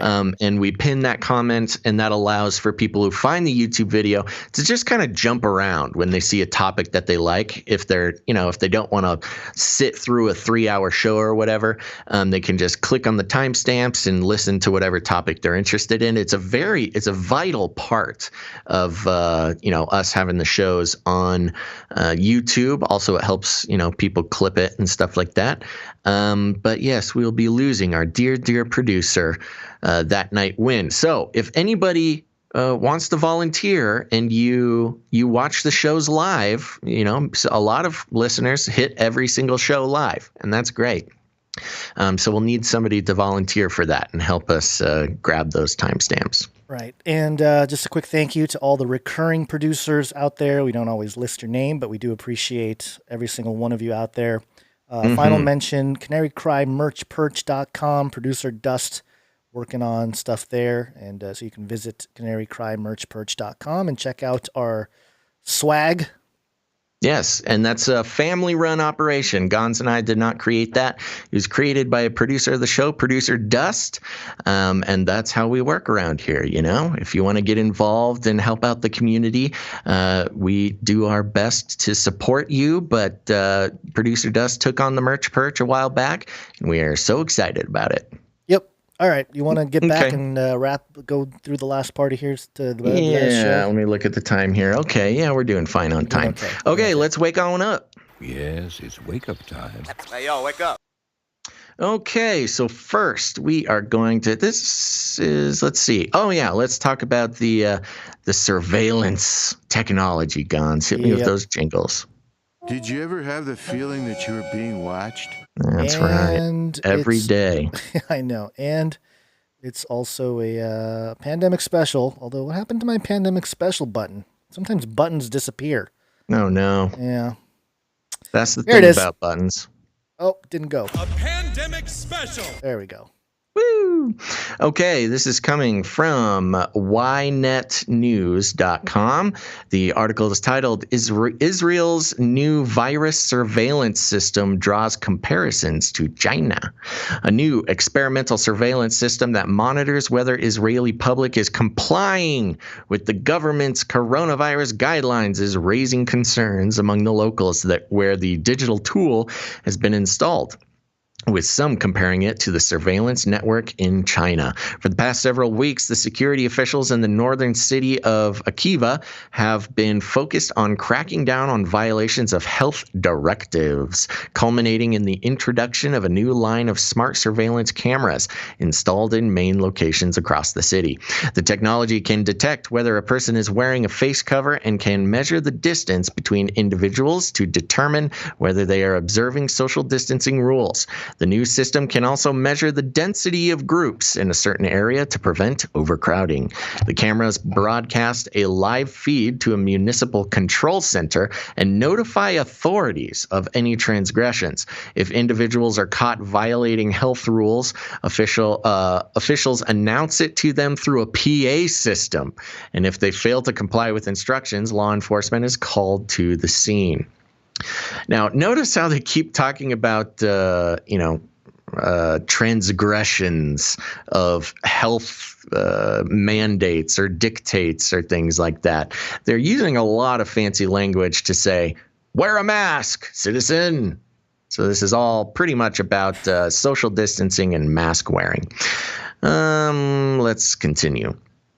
Oop, where'd it go? Worried locals have drawn comparisons between the new system and surveillance technology used in cities across China to help authorities monitor movements of citizens and crack down on activity deemed illegal. As you know, in China, it's not just about mask wearing and social distancing. This was something that the Uyghur Muslims are having to deal with as well, where the government will just put a security camera outside of the house of Uyghur Muslims. And during lockdowns, they have cameras on every door of like apartment buildings, so when they can see when somebody leaves or stuff like that, violating lockdown orders. When the news about the installment of the surveillance network broke out on a Facebook page of a local paper, many of Akiva. Or Akiva. I think that's the name. It's the name. Got it. It's the whole name. Or Akiva.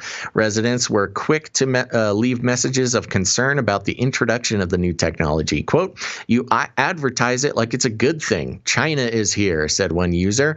Quote, "We are becoming China, and this is just the beginning," wrote another. Director of the Municipal Authority for the Prevention of Violence, Drugs, and Alcohol Abuse, Shlomi Segev, said the system was introduced last week in coordination with law enforcement in order to better prevent incidents of violence and vandalism in the city. Of course, we got to make it about the violence and vandalism, as well as enforce health directives and provide citizens with greater sense of security. The monitoring system is the first of its kind in Israel and does not possess facial recognition capabilities, negating some privacy concerns. But as you can see in some of the pictures, it is able to detect if a person is wearing a mask or not. Which is funny because, of course, there's some sort of facial recognition or just image recognition. I guess they can technically say it's not facial recognition involved there, but it'll alert authorities and they'll yell at you on a PA system. It's like, you're in school or something. You just get yelled at by a teacher, by an authority figure. Yeah. Or Akiva is the city. Got it. It's a northern city. And it's actually the city that was named after Rabbi Akiva, who's said to be tortured and killed there. And Rabbi Akiva is one of the, he's one of the early rabbis and leading Jewish scholar. He was a leading contributor to the Mishnah and the Midrash. He also sometimes is credited with redacting Abraham's version of the Sefer Yitzrah, one of the central texts of Jewish mysticism. And he's referred to in the Talmud as Rosh Hakimim, chief of the sages. He was executed by the Romans. So, interesting. A lot of interesting history there, especially when you talk about Israel, and you're always going to have biblical references and geographical biblical references at that. So, right, something to keep in mind. But and it's interesting. There's a lot of technology companies and a lot of resources in Israel that go into developing technology. Mm-hmm. And we've seen many times a system like this pop up in Israel. They'll test it there, and it's usually some Israeli company. And then because of the business relationships that the U.S. has with Israel, as well as the political obvious political relationship, that a lot of times, it's not every time, but many times, Israel is kind of a test zone for a lot of these types of surveillance products that eventually do make it either into the hands of the U.S. government or to, police departments across the country, things like that. So I don't know. This certainly could be something we could see deployed, especially, depending on who actually makes it out of this election to become the president in January. Yeah, and either way, it's not looking good. We've used episode art that shows the Belt and Road, where the Chinese flag and the Israeli flag, and they're giving each other a handshake. And then the Israeli flag connects to the Republican Party, and the Chinese flag connects to the Democrat Party. And I think Netanyahu already came out and said, we'll work with the Bidens and congratulate the Bidens and all this. So, yeah, it's all it's all connected, folks. It's not, none of it is, it's all an illusion. All this right-left stuff is it's just to control you. It's all here to control you. And speaking of control. Speaking of the beast system. Beast system. This is, oh gosh, I'm going to pronounce this so wrong. alkaligetoday.co. I don't know why this is the outlet that really reports on this, but Stanford is developing the CRISPR laboratory on a chip for the ... I don't know if they ran out of space there, but that's the headline. And here's what it says. Researchers at Stanford University have developed a CRISPR-based lab on a chip for the detection of COVID-19 and are working with automakers at Ford to develop their prototype into a marketable product. That's it's so crazy. Because what was a car company that worked with the Nazis? It was GM? It was Ford. Was it Ford? Okay, so there you go. No surprise. Well, Henry Ford, yeah, Henry I Ford, believe. yeah. This could deliver an automated handheld device designed to deliver a coronavirus test result anywhere within 30 minutes. In a study published this week in the Proceedings of the National Academy of Sciences, the test found active infections quickly and cheaply. Electric fields were used to purify fluids from the nasal swab sample and to force DNA cutting regions into the tiny passages of the system. Funded by BioClinica. That sounds like the most dystopian company. BioClinica. BioClinica. Increase compliance and risk and reduce risk. Hold on, let me start that over. Increase compliance and reduce risk with BioClinica, your partner on the Trusted Event Education Committee. BioClinica enforces compliance with. This is a different story? Okay, maybe not. With 21 CFR Part 11 and EU GDPR requirements. The CFR is Council on Foreign Relations. The EU, the European Union. Requirements, thorough de-identification of all source documents, images, videos, and photos with our AI technology, visual inspection and query management for you as a customer. I think this might be translated too. Quote, the microlab is a microfluidic chip that is half the size of a credit card and contains a complex network of channels that are smaller than the width of a human hair, said the study's lead author, Juan Santiago, professor of medical engineering at the Charles Lee Powell Foundation at Stanford. The size of half a credit card is pretty big. That's pretty big, yeah. You definitely show your allegiance when you smack that thing in your hand. That's a big chip. That's like CRISPR, an at-home DIY cyborg chip. Using the CRISPR enzyme Cas12, a sibling of the famous CRISPR-Cas9, the test triggers a fluorescent molecular probe that lights up samples when genetic material from the coronavirus is found. Quote, nor does it rely on antibodies like many tests, which only show whether someone had the disease and not whether they are currently infected and therefore contagious, said PhD student Ashwin Ramachandran, the study's lead author, which that's really interesting too, because part of the criticism of the PCR is that it doesn't show you, if you're actually contagious or not. Right. And how many spins and all that. So they're like, oh, you want to solve that? Microchip. The researchers said the approach of the test could also be changed to detect the signs of other infections by recalibrating the CRISPR enzyme for a different genetic marker. Quote, if we want to look for another disease, we just design the appropriate nucleic acid sequence on a computer and email it to a commercial synthetic RNA manufacturer. Sounds safe. Just email it. Just got our Gmail account. Just pop it on over. Quote, you send a vial with a molecule fully reconfigured to reconfigure our test for a new disease. End quote. These were the details of the news. Stanford is developing the CRISPR laboratory on a chip for the ... for this day. What is up with the way this thing is written? Very weird. We hope that we have succeeded by giving you the full details and information. It's redacted. They're redacting a whole bunch of it. Maybe the headline should be Stanford is developing the CRISPR laboratory on a chip for the mark of the beast. Because why not?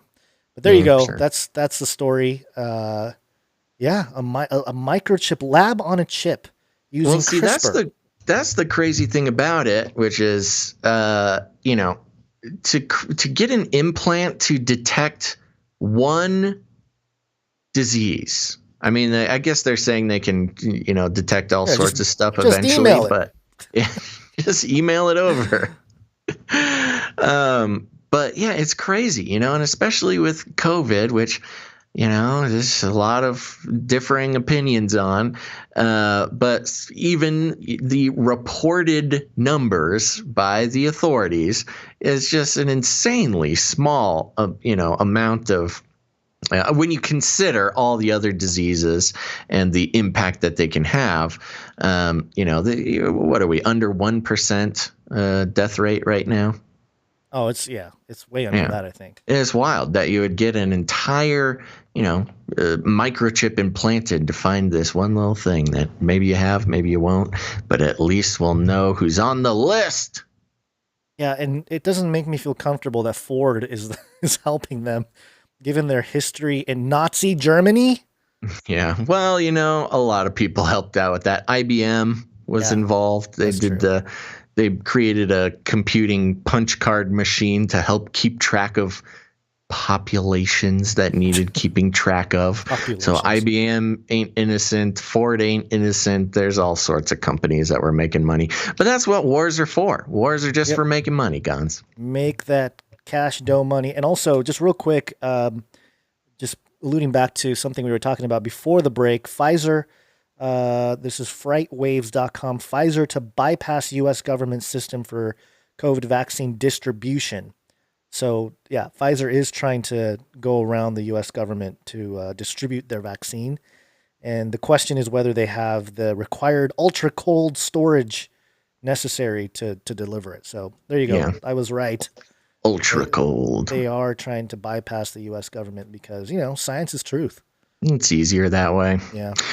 All right. Well, let's talk about a little bit of time travel for the end of the show here. Time travel. It's time. Technically, it should be a VR update too, but it's all sorts.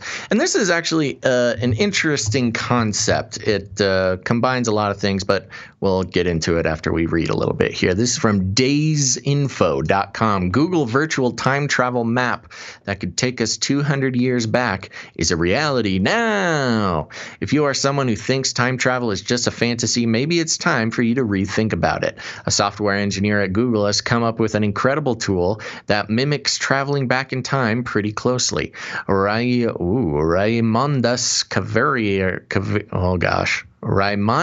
Kvaris, a Google research software engineer, has built an open source map which can show you exactly how your city looked at an earlier time period and how it changed over time. The map enables both a bird's eye view and a pedestrian level view, then comes with a slider to control the year. One can see an accurate representation of any U.S. city dating back all the way to the 1800s. Kvaris's map, which he nicknamed as Project Ray with an upside-down E, is the result of his curiosity about how New York, his birthplace, changed so very rapidly over 20 years. This led him to ask himself about his neighborhood, how his neighborhood must have looked even before he was born. And that is when he took it upon himself to get started on the project. Woo! Kvaris mentioned that the entire project took him 3 years to complete and attributed the success of it to the extensive research into artificial intelligence and machine learning that he did at Google. As of now, the map is still in an early prototype stage. However, it can successfully offer its users a glimpse of any U.S. city street decades into the past.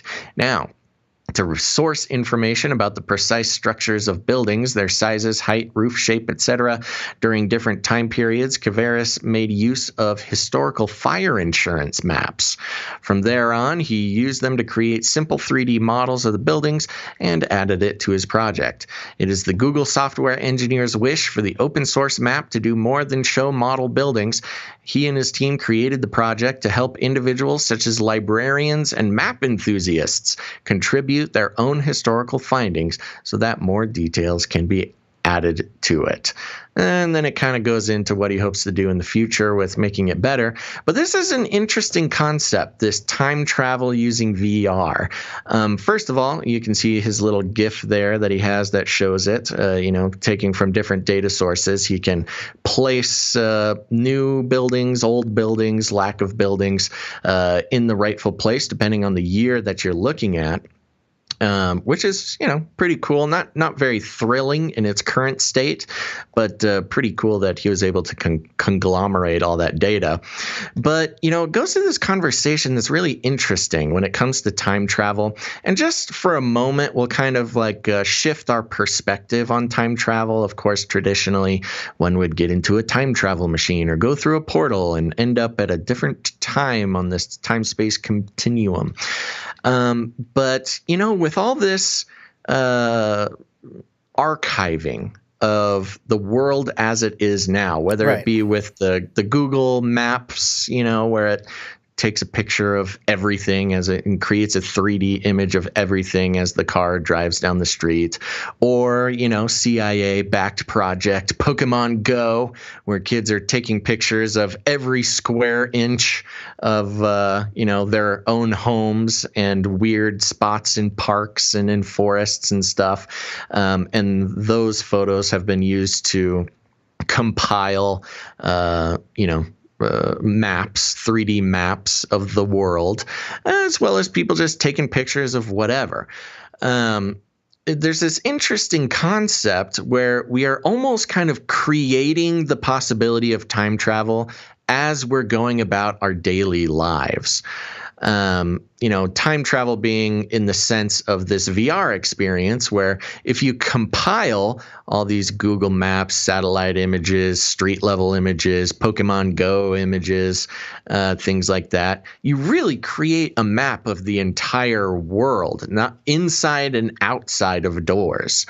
And really all it would take is somebody putting all of that together to create something where, you slap on a virtual headset and you can, even go back, just for the sake of conversation, go back 10 years ago and see what the world looked like 10 years ago. Now, of course, we don't have enough data to reconstruct, the 1800s or anything, but consider, 100 years from now, if we still exist, if humans are still on Earth,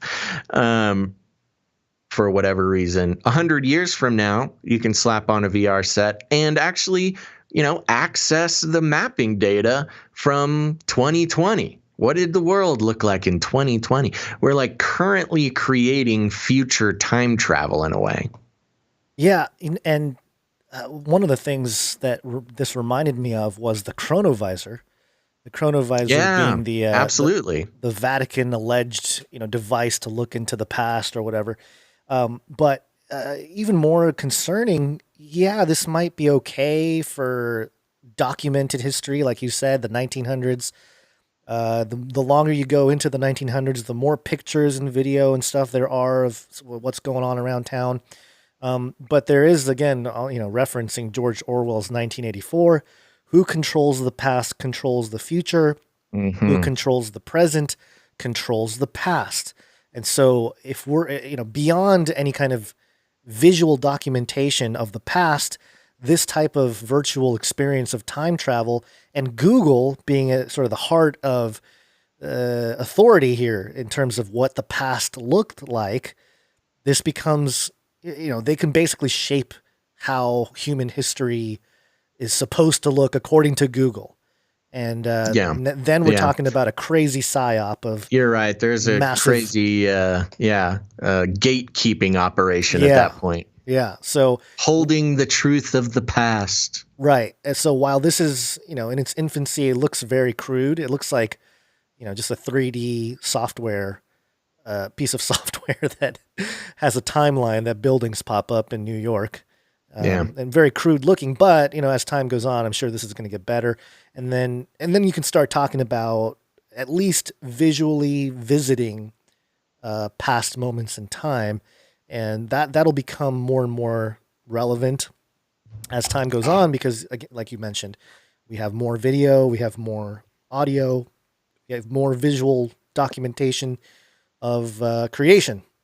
Yeah. And so the longer you go, the more people will be able to reconstruct the past.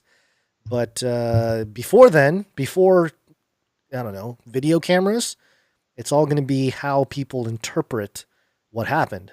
So it's kind of dangerous when you start thinking about, or at least projecting into, decades or centuries, if you want to consider that Jesus will allow centuries to go on, which I wouldn't be surprised. God forbid. Yeah, God forbid. But I just thought it was an interesting story to look at in terms of not just the technology here, but again, who's in control of history here? History is written by its victors. Google can very much rewrite history and completely, as we've been seeing them do in some more subtle ways recently. Yeah, for sure. Recently, just deleting people's channels and whatever. They can do that much more because they are an authority here. They can do it with much more nefarious in much more nefarious ways than simply deleting YouTube channels. They can basically tell an entire generation what happened before 1800 or whatever, and people will have to believe it, or at least there'll be not many who question it, and then you're actually living the story 1984 or Brave New World, where you're breaking free of the Matrix and you're trying to discover truth, and so there you are. Go live in a cave in the woods, kids. It's the only way out. Okay, well, sounds good. I think that's all we got for today's show. Do you have anything else you wanted to bring up? No, I think that is good. We're doing good on time too, which is great. Sounds good. I know we're actually finishing at a decent hour. What a great day.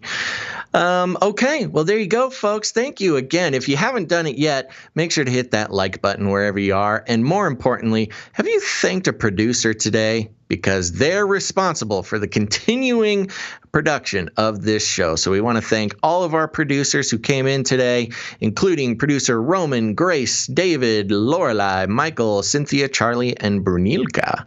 Thank you very much. And thank you to our artists, Steven, producer Ali, producer Mark, and we will be back for another show on Wednesday, which will be the 11th, November 11th. So put it on your calendar. Make sure you turn on notifications wherever you're watching this, and make sure to follow us in several different locations. As we saw a few weeks ago, we are also not immune to the sudden censorship, where we may very well just disappear from your feed and your notifications. So follow us at twitch.tv/Canary Cry Radio. If you are a Face Like the Sun YouTube viewer, follow the Canary Cry Radio YouTube as well. So make sure to follow us in several locations, or else you may never hear of us again. So thanks for tuning in, everybody. Remember, we'll need some producers for Wednesday's show, so you can head to patreon.com/CCNT, or you can head to canarycryradio.com/support. canarycryradio.com/support. That's right. Sin Kitty in the chat is saying, "Oh no, Mr. Magoo B-Day jingle." Whose B-Day is it? Say it again. You must have missed it in the chat. If it's somebody's birthday, put it in the chat so we can say happy birthday.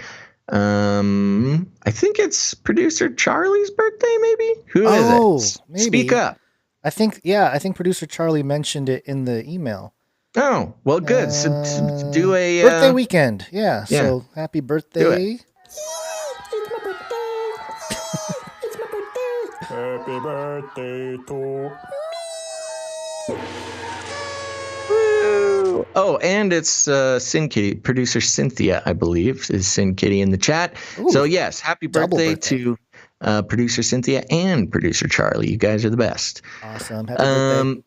Okay, so yes, canarycryradio.com/support. You too can become a producer of the show. Put it on your LinkedIn, put it on your resume, give them our email, canarycryradio@gmail.com. We will vouch for you.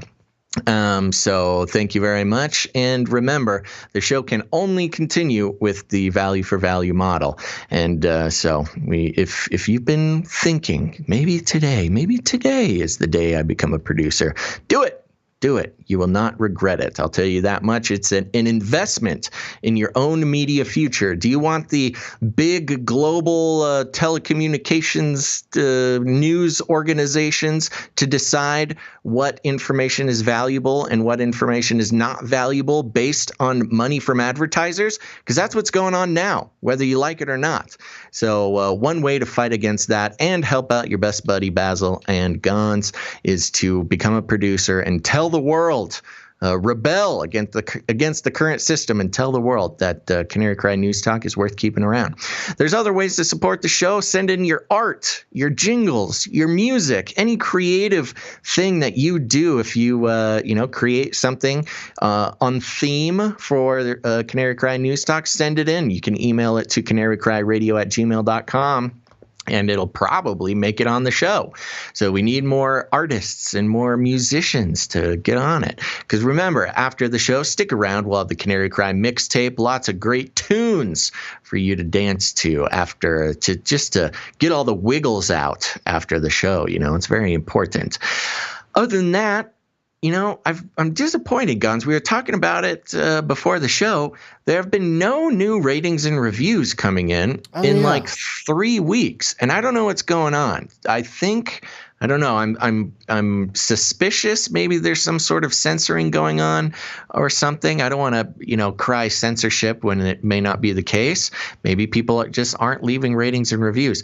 But please leave ratings and reviews because we like to look at them and hear them and read them on the show. And B, it helps out the algorithms for the podcast players to share the show with people who haven't heard it before. We have no control over that. That is all about you, dear listeners. We have not gotten a new review since October 24th, which is a long time. So please, if you have not left a review, go to whatever podcatcher, podcast player that you use to listen to the show. Leave a rating and a review. And I'm told that my previous way of telling people to leave reviews does not work anymore. So really? I don't know what to do. Yeah, you used to be able to search on whatever search bar of your choice, Bing, the best in the world. Just search Apple Podcasts Canary Cry News Talk, and it would take you to our Apple Podcast page, and you used to be able to leave a review there. But I had some people saying that they no longer have that option. So I don't know. Do some research. Figure it out. Leave a review. We need it. Okay. There's also other ways to help out the show. Share us on your Facebook. Share us on your social media. Get the word out on your Twitter, etc. Tag us. We'll help broadcast that signal for you. Or more importantly, you got friends, you got family who are starting to wake up to the fact that the world is not what it seems. It's that time, folks. There is some sort of awakening happening, and you can help them out by sending them an episode of Canary Cry News Talk. Just hit that share button. Send it straight to their phone. Make it easy on them. It could be this episode or some other episode where we called it, and so they can, have help, because there really is a family operation around here. People not just come here for news analysis and critical thinking. They come here to meet other people just like them. And speaking of which, you can go to canarycry.community. It's a real URL. I know, it's crazy, but it's a great place. It's an off Facebook, no big algorithms involved, social media network that is all Canarians all the time, talking about world events and current events and conspiracy theories, but also just fellowshipping, playing games together. Shout out to the Canary Cry Gamers Guild, and sharing their lives. If you have a moment in your life where you just realize maybe you don't have anybody to talk to about something, you can just jump on canarycry.community, and people will be there to talk and listen to you and help you out. It's a great spot to be. It's a real family affair. So there you go. If you need any more instructions, here's what you do. Find a friend, walk right up to him, grab him by the cage, and shake it. The end of the world occurred pretty much as we had predicted. I want to shake things up, stir up some controversy, rattle a few cages. Hey, stop that! You'll never silence me. I'm the last angry man, a crusader for the little guy. Leave the bird alone. Never. Rattle a few cages. Rattle a few cages. The human race will have every opportunity to improve. And if they don't? Ask Noah. That's right, folks. Just ask Noah. Thank you so much. Make sure to stop by the Canary Cry Merch Perch.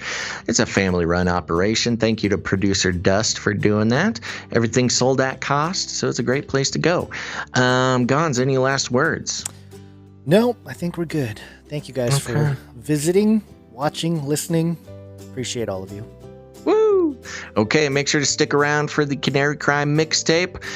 And make sure to come back on November 11th. That is this coming Wednesday. Probably the usual time, somewhere around noon Pacific Standard Time. But keep an eye out on our social. Follow me on Twitter, Basil_Rosewater. Do it now. You're not going to regret it. And there you go, folks. Thanks for listening to this episode of Canary Cry News Talk. Make sure to tune in next time.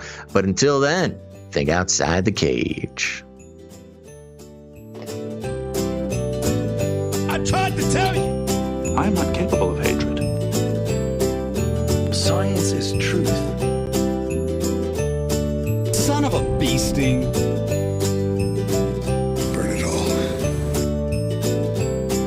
I'll keep you warm and safe in my evil zoo. Stop this progress before it is too late. It's gotta be biblical. You can't handle the truth. Remember, reality is an illusion. The universe is a hologram. Buy gold. Buy! I want to shake things up, shake things up. I want to shake things up, shake things up. Leave the bird alone. I want to stir up some controversy. I want to rattle a few cages. I'm the last angry man. You'll never silence me. I'm the last angry man.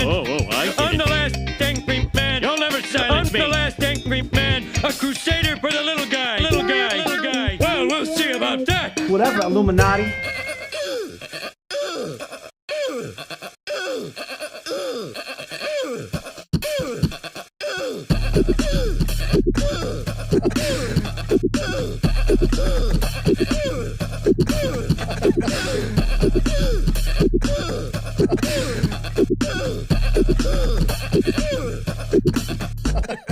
Fun fact, I believe it was another fun fact.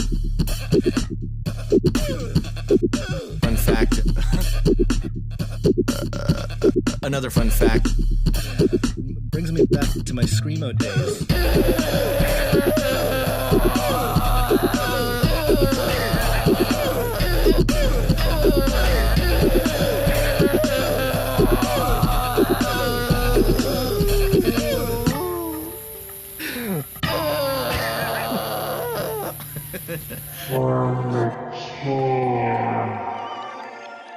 DuPont, that's where I started.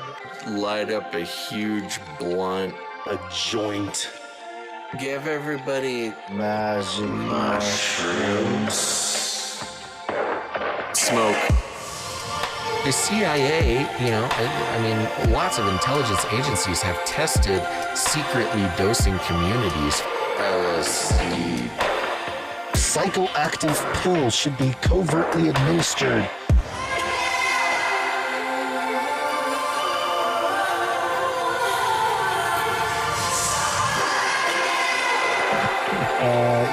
Just put me on some, I don't know. Give you a shot in the butt.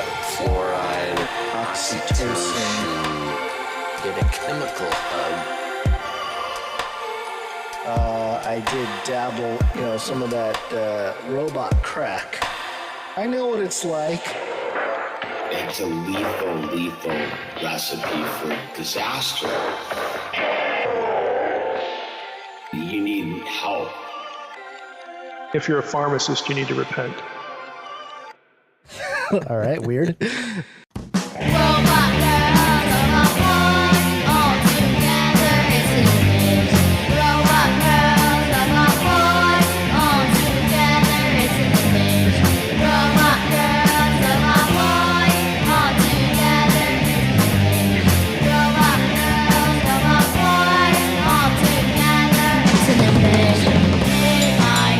Scary, so frightening. Get ready.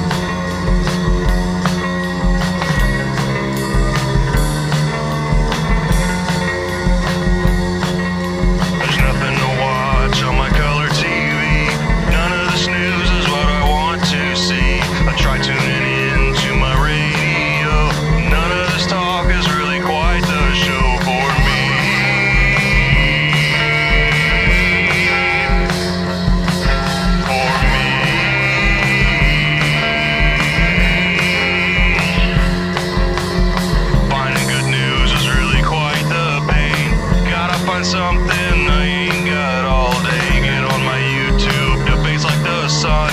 See what's new, demonetization. What's this? To my surprise, I spot a big pair of googly eyes. Click on the video and turn up the sound. What is this gem that I have found? Cry radio, cry news talk,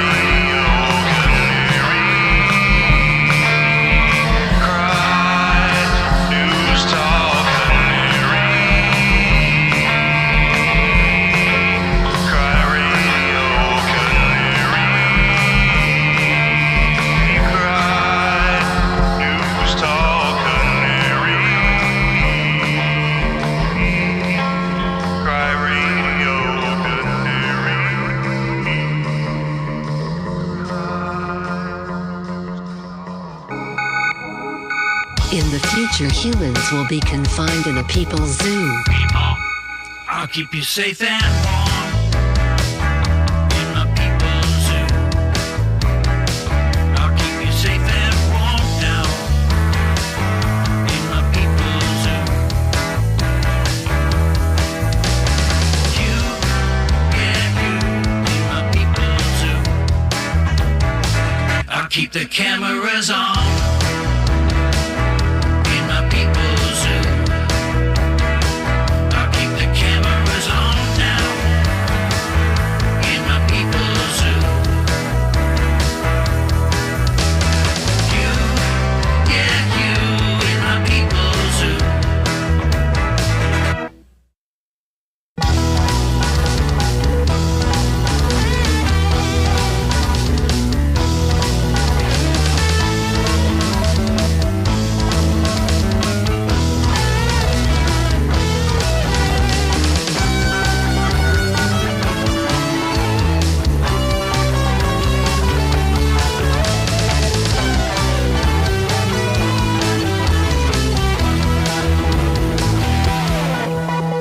Make you fat and sad.